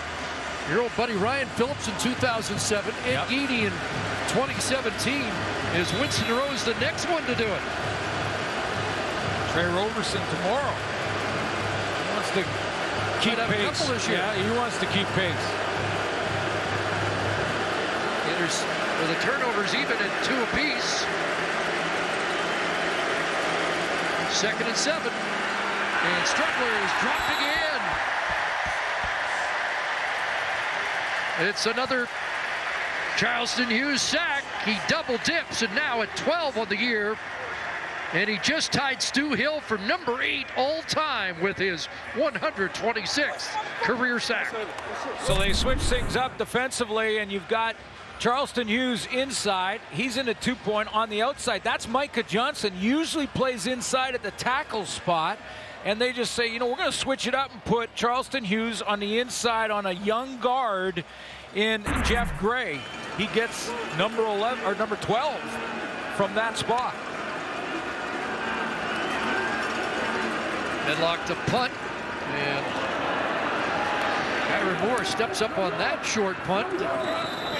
For Fala Exume, who's had a terrific rookie year, and the teams gets down there.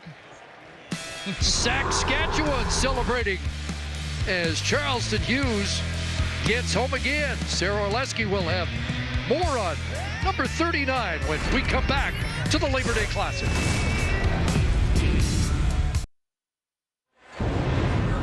Charleston Hughes even now with Stu Hill, number 8, and John Bowman in his sights with more on number 39. Here's Sarah. Well, Chris, we saw Willie Jefferson get the sack in the first half. You knew that Charleston Hughes could not let his good friend and former teammate be the only one to get in on the action. Hughes obviously with the 2 sacks in this second half. Now, we asked Charleston about the job that Willie Jefferson has been doing lately with the Bombers. He said that's what he's supposed to do. After all, he learned from the best. Jefferson laughed at that and said, described their relationship as kind of an uncle-nephew sort of relationship. Last year being the time that he was able to actually sit with Hughes as a teammate and be able to pick his brain. He said if he did learn from the best, it was maybe only a few things he picked up, and he'd like to think that Hughes maybe learned a few things from him as well. That was a neat discussion about mentorship yesterday, because he also, he broke into the league. Block him. Don't fucking block me. Broke into the league with Odell Willis and Willie Jefferson with Charleston Hughes, and Cody Fajardo is dropped. Big time pressure from the defensive tackles, and Jefferson is celebrating this time. Well, yeah, they're both premier guys, and interesting. Jefferson telling us that, you know, Odell Willis feels a little bit like watch the pressure coming from the front 4, but Odell Willis feels a little bit like a father figure to him, and guy that he's learned from, and Charleston Hughes more like an uncle. Jefferson, the dominant defensive player in the first half. Hughes has made his case so far in this second half. 2nd and long, Fajardo underneath. Catch made, and Roosevelt gets loose for a few more. Back to the original line of scrimmage, but well short of the first down. And the kick team will come on for Saskatchewan. You saw that message from Willie Jefferson early. He says more like a family member, like a big brother or father figure, and Odell, and that's why, and I'm sure he gets a lot of the showmanship from Odell, and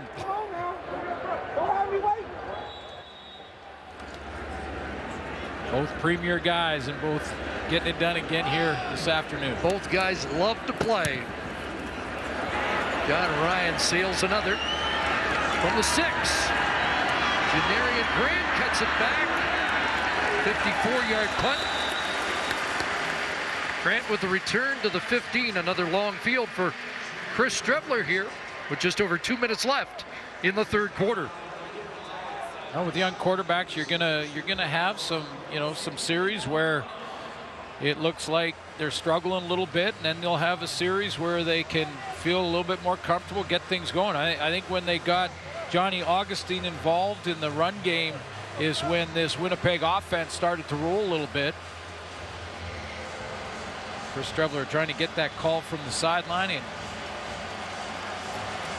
see if they can control 39. Johnny Augustine's has produced over half the yardage for the Bombers. 108 yards from scrimmage with a 199 net for Winnipeg so far. And they give it back to him, and he runs right into Charleston Hughes. Well, they're going to have to try and block Hughes and get him out of there. But, you know, it's one thing that I've noticed, and you wondered, with Andrew Harris out of the lineup, would Paul Lapalese, the play caller and offense coordinator for the Bombers, would he change the strategy completely? Are we going to see a whole bunch of different offense, fly sweeps, and more passing game and all of that? And he really hasn't. I mean, it's basically the same offense they run when Andrew Harris is the starting tailback. Not that you could change it all in a week anyway, but they really haven't made that many adjustments. 3 tackles, 2 sacks for Hughes. 2nd and 8 for the Bombers, and a flag is thrown.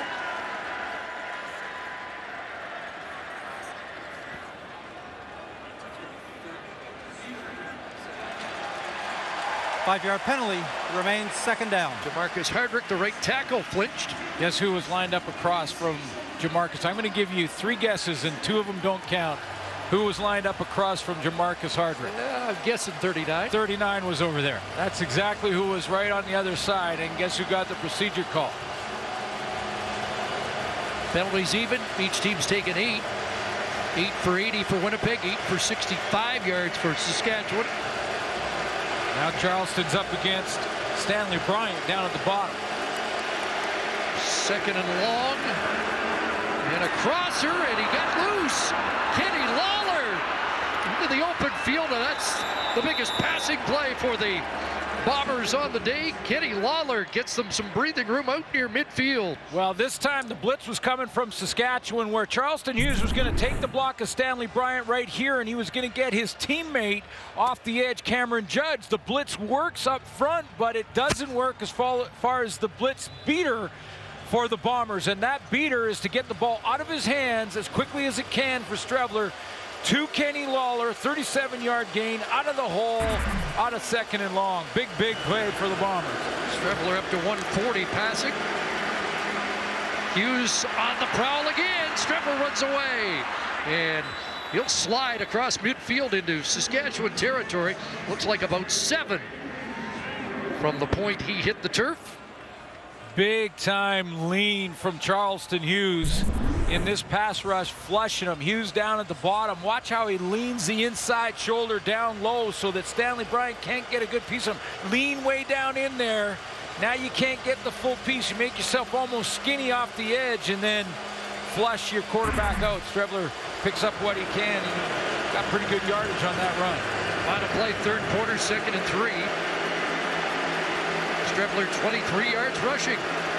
Hughes thought there should have been a procedure call, and Strebler going to take off for another 1st down. Charleston Hughes reacted before the ball was snapped as if a penalty should be forthcoming. No flag, and that's the end of the 3rd quarter here in the Labor Day Classic. I'm Charleston Hughes for the Saskatchewan Roughriders. Dean Evans pumped, but in trouble, and dropped. Charleston Hughes on the scene again. You're watching the Labor Day Classic. Tightening up, Bombers had the ball for about 10 minutes in that 3rd quarter, so time of possession dead even through 45 minutes. Yeah, I'm looking at the bottom 2 columns there. The quarterback sacks were up to 8 combined. That's going to be probably one of the things that decides this game, who can get to the quarterback quicker, and those turnovers. Turnovers at 2-2 right now. The next one might be the backbreaker. Explosion plays. There's been 2 big ones for the Winnipeg Blue Bombers, the Augustine run and the Lawler catch. There has not been a big play on offense yet for Saskatchewan. Well, Winnipeg got the edge in the time of possession in that 3rd quarter, so that's about even. And again, I go back to that turnover category. It's 2-2 now. Next team that turns it over, probably the team that loses this game. Bombers turned it over when it looked like they were going in to score in the 3rd quarter. Now Strebler back to work, and he's starting to run more now. That's the 4th time he's carried the football in the 2nd half. Yeah, and it looks like, you know, with these almost designed quarterback draw plays. Of course, there's been a couple of quarterback draws in the Labor Day Classic that have been memorable past games. But that's, I think, 3 runs in a row from Strebler. 42 yards now on the ground for the Bomber quarterback. Looking at 2nd and 4. And there's another design run. Tough to bring down, and that extra effort trying to give Mike O'Shea something to think about. It's going to be 3rd and a couple. Looked like he was going to be stopped well short, but just kept battling. Yeah, and he's limping a little bit. And again, this was the conversation I had with his head coach. You start to get concerned. Matt Nichols on the 6th game. He's not dressed, and Strebler's the guy. And he said, nope, this is part of his game. We're going to let him, big strong guy, we're going to let him run the football. That's 4 in a row. Says 3rd and 2. I'd call it 3rd and just under 1.5 yards. Mike O'Shea went down and surveyed. And now they got the fake on, and they are going to push ahead, and they're going to get the first down.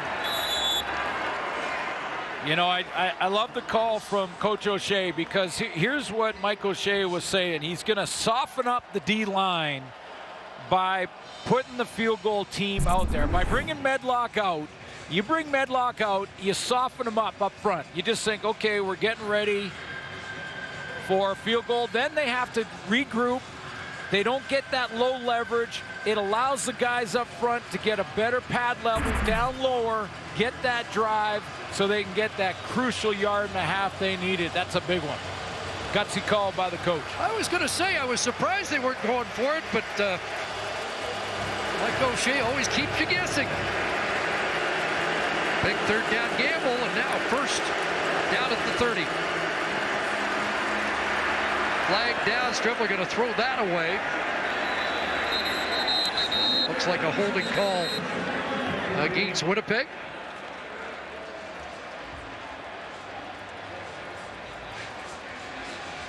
Roughriders defense really turning up the heat, and another flag gets thrown at the end. It was a late flag. Somebody had something to say down there that Dave Foxcroft didn't agree with.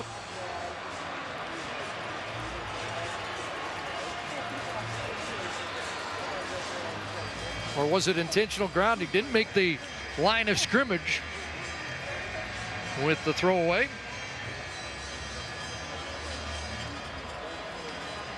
If it goes across the line of scrimmage, there has to be holding. Winnipeg, number 59. That penalty's declined. We have intentional grounding. Winnipeg, number 17. They'll accept that penalty. It will be 2nd down. So behind the line of scrimmage, there has to be a player close. If it's across the line of scrimmage,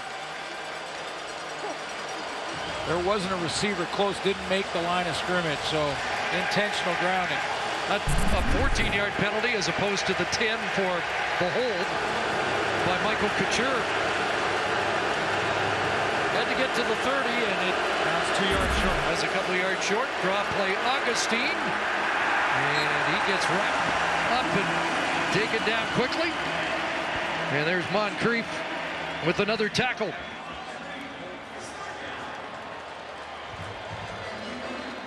Well, we've seen this on both sides today. The offense makes some headway, and then they get pushed back. The game has been sort of, the pace of the game has been dictated by the defenses. And they've given up some plays, a couple here and there, a couple of drives, but then those defensive lines step up. Medlock's hit it inside the 10 6 times this year. That's what he's looking for here. And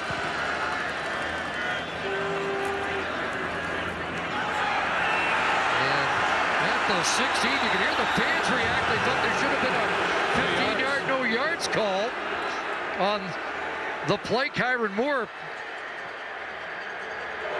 with the return. No flag. Take a look at that when we come back. Cody Fajardo still with a 6-point lead here in the 4th quarter.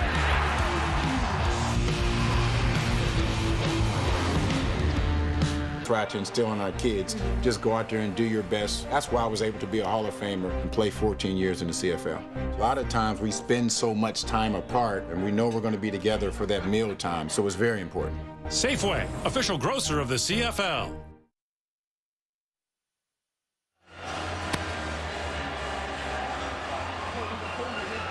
Well, we're back here in the fourth quarter.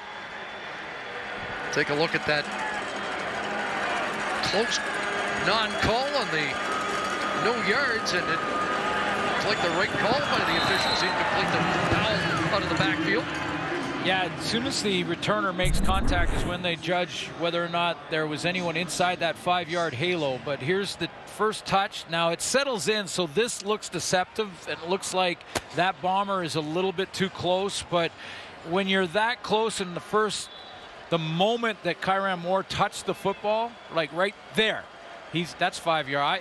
I think that was a good no call by the officials. Right call was made.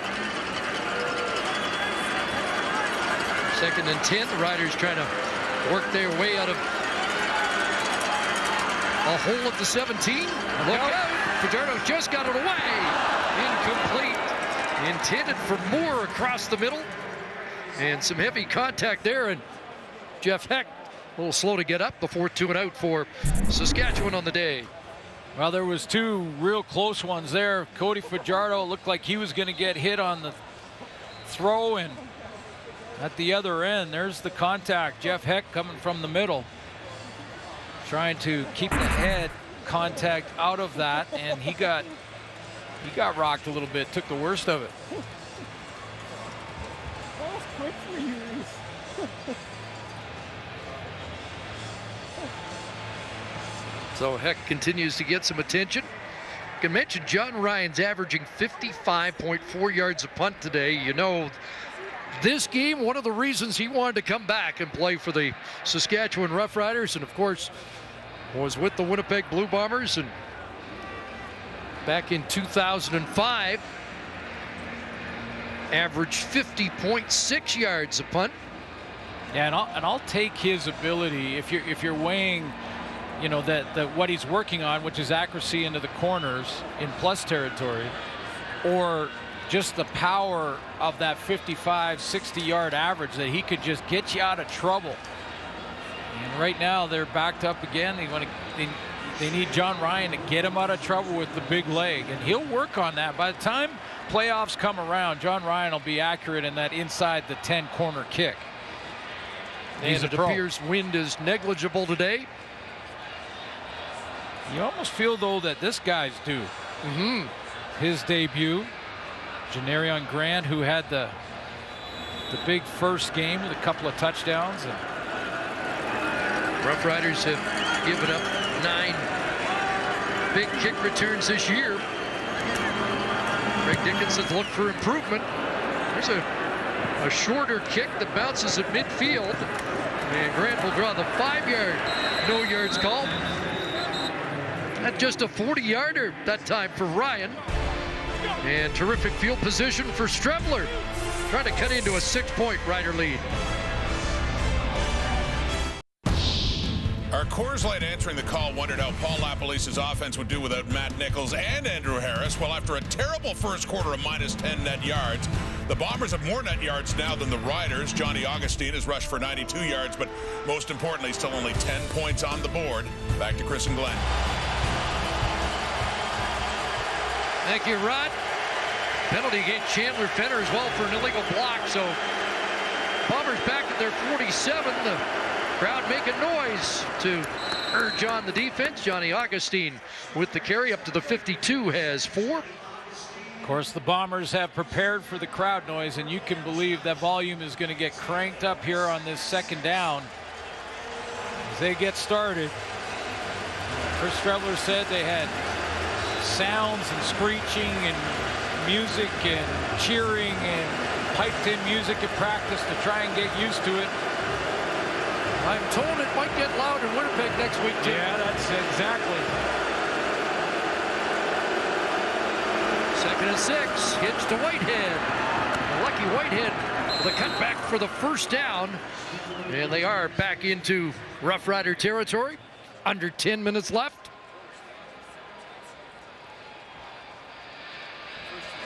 If you're the road team, you got to feel pretty good right now. Yeah, you're down by one score, but it's one possession on the road, and with the win-loss record on this day in history, the Bombers, you feel like you're in a pretty good spot. Now, can the Sask D get the stop? Got them right where they want them. Oh, no, that's tomorrow. Yeah. Augustine again left side and tripped up after a gain of about 1. Elimimian on the scene. LeVar Edwards there defensively. Massive down here for a couple of reasons. Obviously, the time running out in this fourth quarter as the clock continues to go down, but the one possession game, and another first down is field goal range for Medlock, closing the gap. So a big one here on second down. Medlock has hit a 50-yarder in each of the last 3 Labor Day Classics. Right now, this would be from 58, so they'll try and improve it or just keep him on the sidelines. And there's a connection. Catch made by Daniel Peterman. Forward progress looks like the 45. It's going to be 3rd and 2. And does Mike O'Shea have another decision to make? Full blitz from the Saskatchewan defense. They load up the line of scrimmage, don't disguise it, send all the linebackers. Chris Streveler has no choice but to get it out, try and get on that quick slant, and LJ McCray knows it as well, so he stops him short of the first down. Peterman's first catch. O'Shea's leaving the offense out. A little surprised by this one. Yeah. It's a long 2. Like 6 of 7 from 50 this year. They need 2, and great surge. Flag comes down, but no problem getting the 2 yards. And was it the Roughriders offside? It was. You know, part of the decision that makes it a little bit easier for Michael Offside O'Shea. on the defensive line of Saskatchewan. That's a 5-yard penalty. First down, Winnipeg. So they lined up within that 1-yard restraining zone. But, you know, when O'Shea's making that decision and you're going, okay, you could play the field position, get a corner kick there, or even try a 52-yarder for Medlock, which is in his range. But what makes it easier for Michael O'Shea? Chris Streveler is 6'2", 220. Big, strong quarterback that can get you a yard and a half. 46 yards rushing for Streveler. First down at the Saskatchewan 40. And over the middle, Mike Miller, the fullback's got a catch. Down around the 31, it's a gain of 9. Just the 3rd catch of the season for the special team demon, Mike Miller. I think I gave Streveler an inch there, so I'm going to cut him back down to 6'1". But going short yardage here again. Well, you know how good he is. There he That's goes. acceptable. Still going. That's a quarterback sneak, isn't it? Quarterback sneak and short yardage, but again, like in the passing game, if he's in the pocket, you can't just hit him and knock him down. You got to tackle him. So that's an 18-yard quarterback sneak. Not your run-of-the-mill short yardage guy. 6 minutes left, 4th quarter. Into the red zone and the jet sweep. Lucky Whitehead cuts it back. Whitehead to the goal line. Drop the ball and they get on it. Where are they going to mark him down? Jamarcus Heinrich recovered, but they mark him at the 1.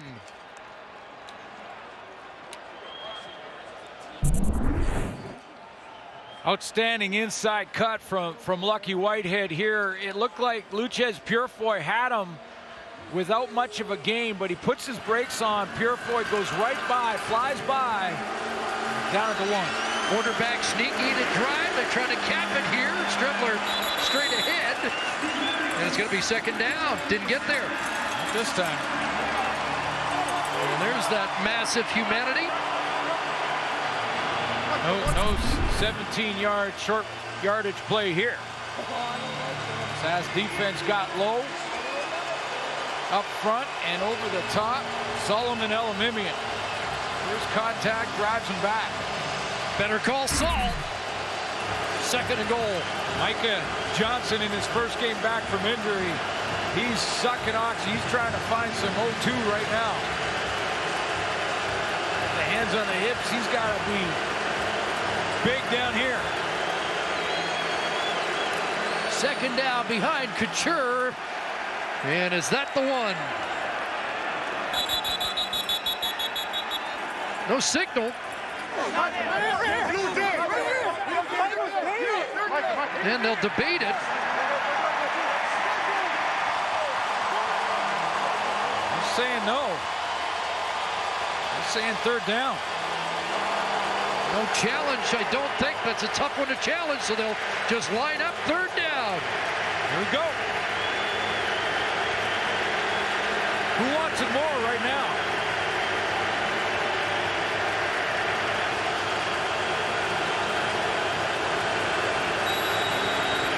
Biggest play of the game. Chris Strebler, touchdown. Took it a little bit wider and drives those legs, and you could see how important it is because that's big for a couple of reasons.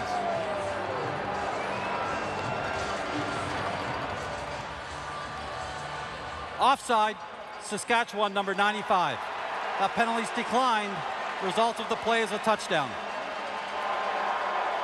Who wants it more? 17 wanted it more.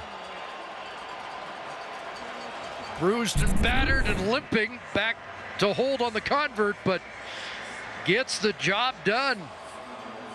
He took it a little bit wider. First two quarterback sneaks went right in behind center this time, or just to the guard shade, but this time he went just to that tackle shade, got in behind Jamarcus Hardrick, right one-on-one on Charleston Hughes, and just got enough leverage, drove those legs to get in there, and yeah, Chris Strebler wanted it more.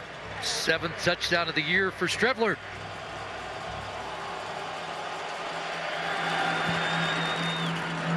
And Medlock adds his 95th consecutive convert. Chris Strebler grinding it out. 11 plays, 63 yards. And a little celebration on the turf in the end zone. Chris Strebler with the 1-yard plunge on 3rd and 1 to give Winnipeg their first lead of the game. 17-16. Big boot. And it's going to be a 2-point lead, is it? Purifoy hesitates. And he will get dropped. First of all, he wanted to save time. I'm not sure why he was messing around back there. Just give up that point. Field goal still gives you the edge. And Craig Dickinson waiting for his returner for a little talk. Just took about 5 seconds off the clock. He didn't have to.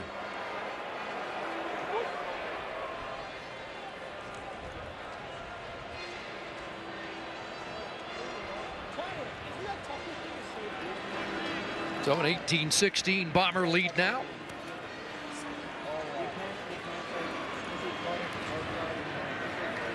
Cody Fajardo in the second half, 5 of 10, 52 yards, 1 interception. Richie Hall's crew has really dug in. During the kickoff, holding Saskatchewan, number 35. That penalty will put the ball at the 5-yard line. First down. Well, and he's got right now the Riders backed up on their own 5-yard line after the penalty. This is a defense coming in today that has created 10 turnovers in the last 3 games, another couple here in this one this afternoon. A defense that's #1 against the run in the Canadian Football League, and they've taken control of this one in the second half. Shutout, pitching a shutout. The second half of this game. So the Bombers opt to take the holding penalty, which occurred at the 10.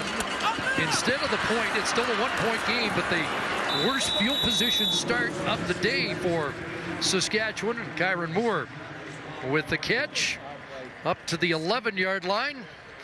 6-yard pickup, 2nd and 4. When we come back, after the 3-minute warning in the Labor Day Classic.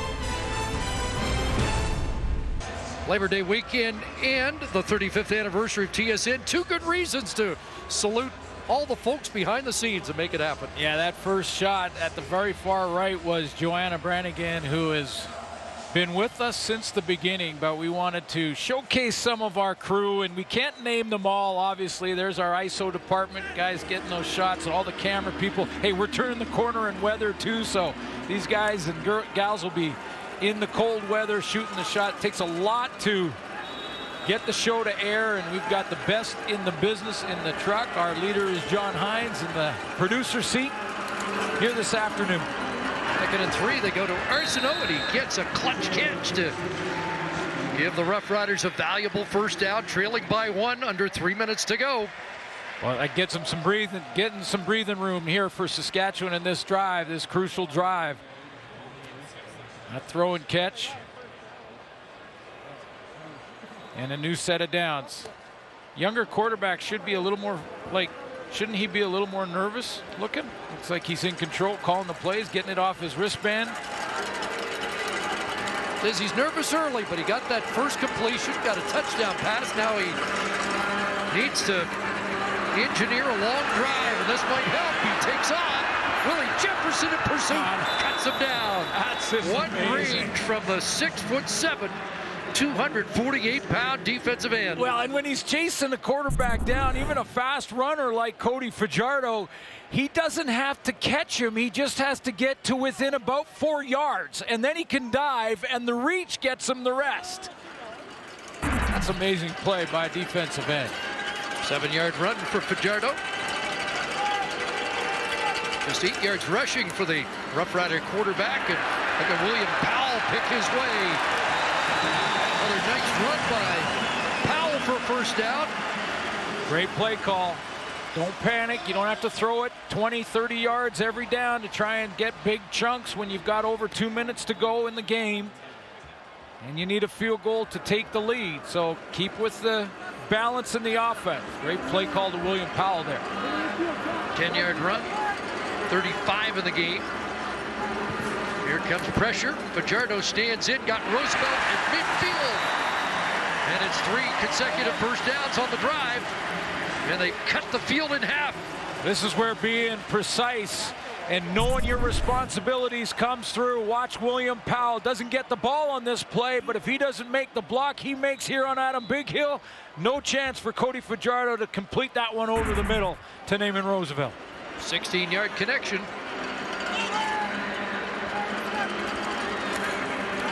Quick hitter, and Arsenault dropped immediately. Chandler Fenner on the wide side corner makes another play. Remember the goal line play? Strevler, 3rd down. Here we go. 2nd and 9. Now it's 3-down football for Saskatchewan. Cody Fajardo doesn't have to throw it for a first down here. Just needs to get at least halfway there. It opens up the playbook a little bit more for him. But with the clock running and under a minute and a half to go, we are in 3-down territory. Yep. Here they come. Bombers pressure again, and the slant. There's the Saskatchewan slant. And it's Evans with the catch. And Tim Fajardo moving the sticks, along with his son, Cody. Trust, throw to the spot, let your receiver go get it. The receiver is Shaq Evans on the outside. Cody Fajardo takes that one step, knows blitz is coming, lets it go, throws it to the spot. Evans there. Cody Fajardo hits 300 on the day, and they get into field goal range. How about that composure? Powell. Good second effort. Ran out of the attempted tackle of Nevis and ends up getting inside the 40. I just love the calm, cool. This is, remember, start number 9 for Cody Fajardo, his very first timeout. Winnipeg start against the Bombers, very first start in the Labor Day Classic. Bombers stop the clock. Saskatchewan trying to extend their win streak to 6 and win for the 14th time in the last 15 years. on the Labor Day weekend. One first down away from very makeable field goal range.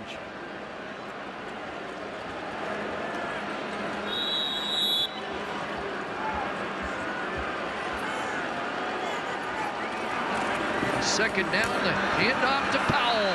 Great run, William Powell. First down, and now in field goal range and heading into for the kill. Now the strategy changes for Craig Dickinson. Now he's thinking about grinding down the clock and finishing the game on a walk-off field goal, taking the clock down as far as he can. That's a big, big run and patience from William Powell. Young running backs will hit it right in the back of their own offensive lineman in a situation like that. Not Powell, danced around and got him into field goal range. Haven't scored a point in the second half, but in field goal range to win it now. Now the Bombers want to try and rip the ball out.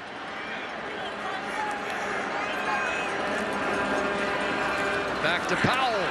Big hold. And Powell down inside the 20. Another first down.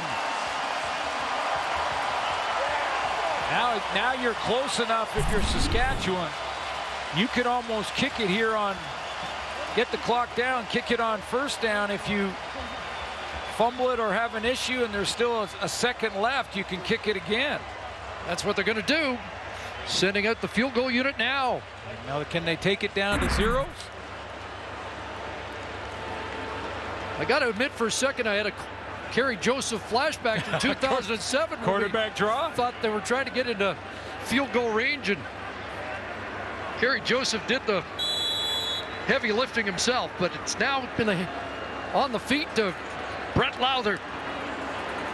Strebler can only watch. And it'll be zeros when this one snapped. Lucky Whitehead in the end zone if Lowther misses. And Brett Lowther doesn't do that. It's a walk-off game winner for Brett Lowther and the Saskatchewan Roughriders.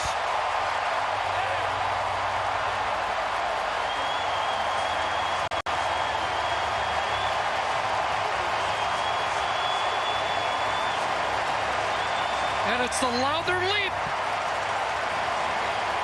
Heading to Pill Country after that kick. The two top teams in the West delivered today. Tremendous football game.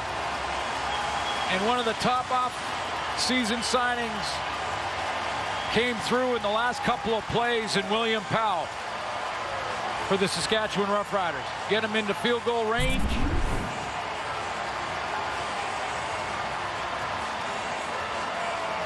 No mistake. 10 plays, 87 yards for the first second half points by the Roughriders, and the points they needed to win on Labor Day.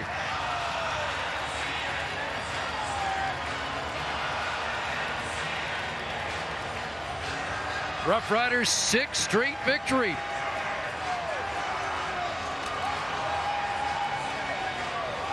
Quarterback hasn't got him to 6 straight since Darian Durant did it back in 2014. Time for the Nissan Titan Player of the Game, brought to you by the Nissan Titan, ranked #1 in quality by J.D. Power. Well, honorable mention to the game-winning field goal, Brett Lowther on that kick. Nice chip shot, but Cody Fajardo is our player of the game, 25 of 39. Loved his composure in that last drive, just over 2 minutes when he took control. Over 300 yards passing, a couple of key first downs late in this game. Give it to Cody Fajardo. Good defensive effort by both teams. And again, the game delivered. Oh, we'll have more Labor Day Classic action tomorrow. Doubleheader, Argos and Ticats are first up. And then it's the Battle of Alberta. But the race is on in the West now, as the Roughriders move to within 2 points of their arch rivals, and they'll do it again next week in the Banjo Bowl. We'll see you tomorrow, everybody.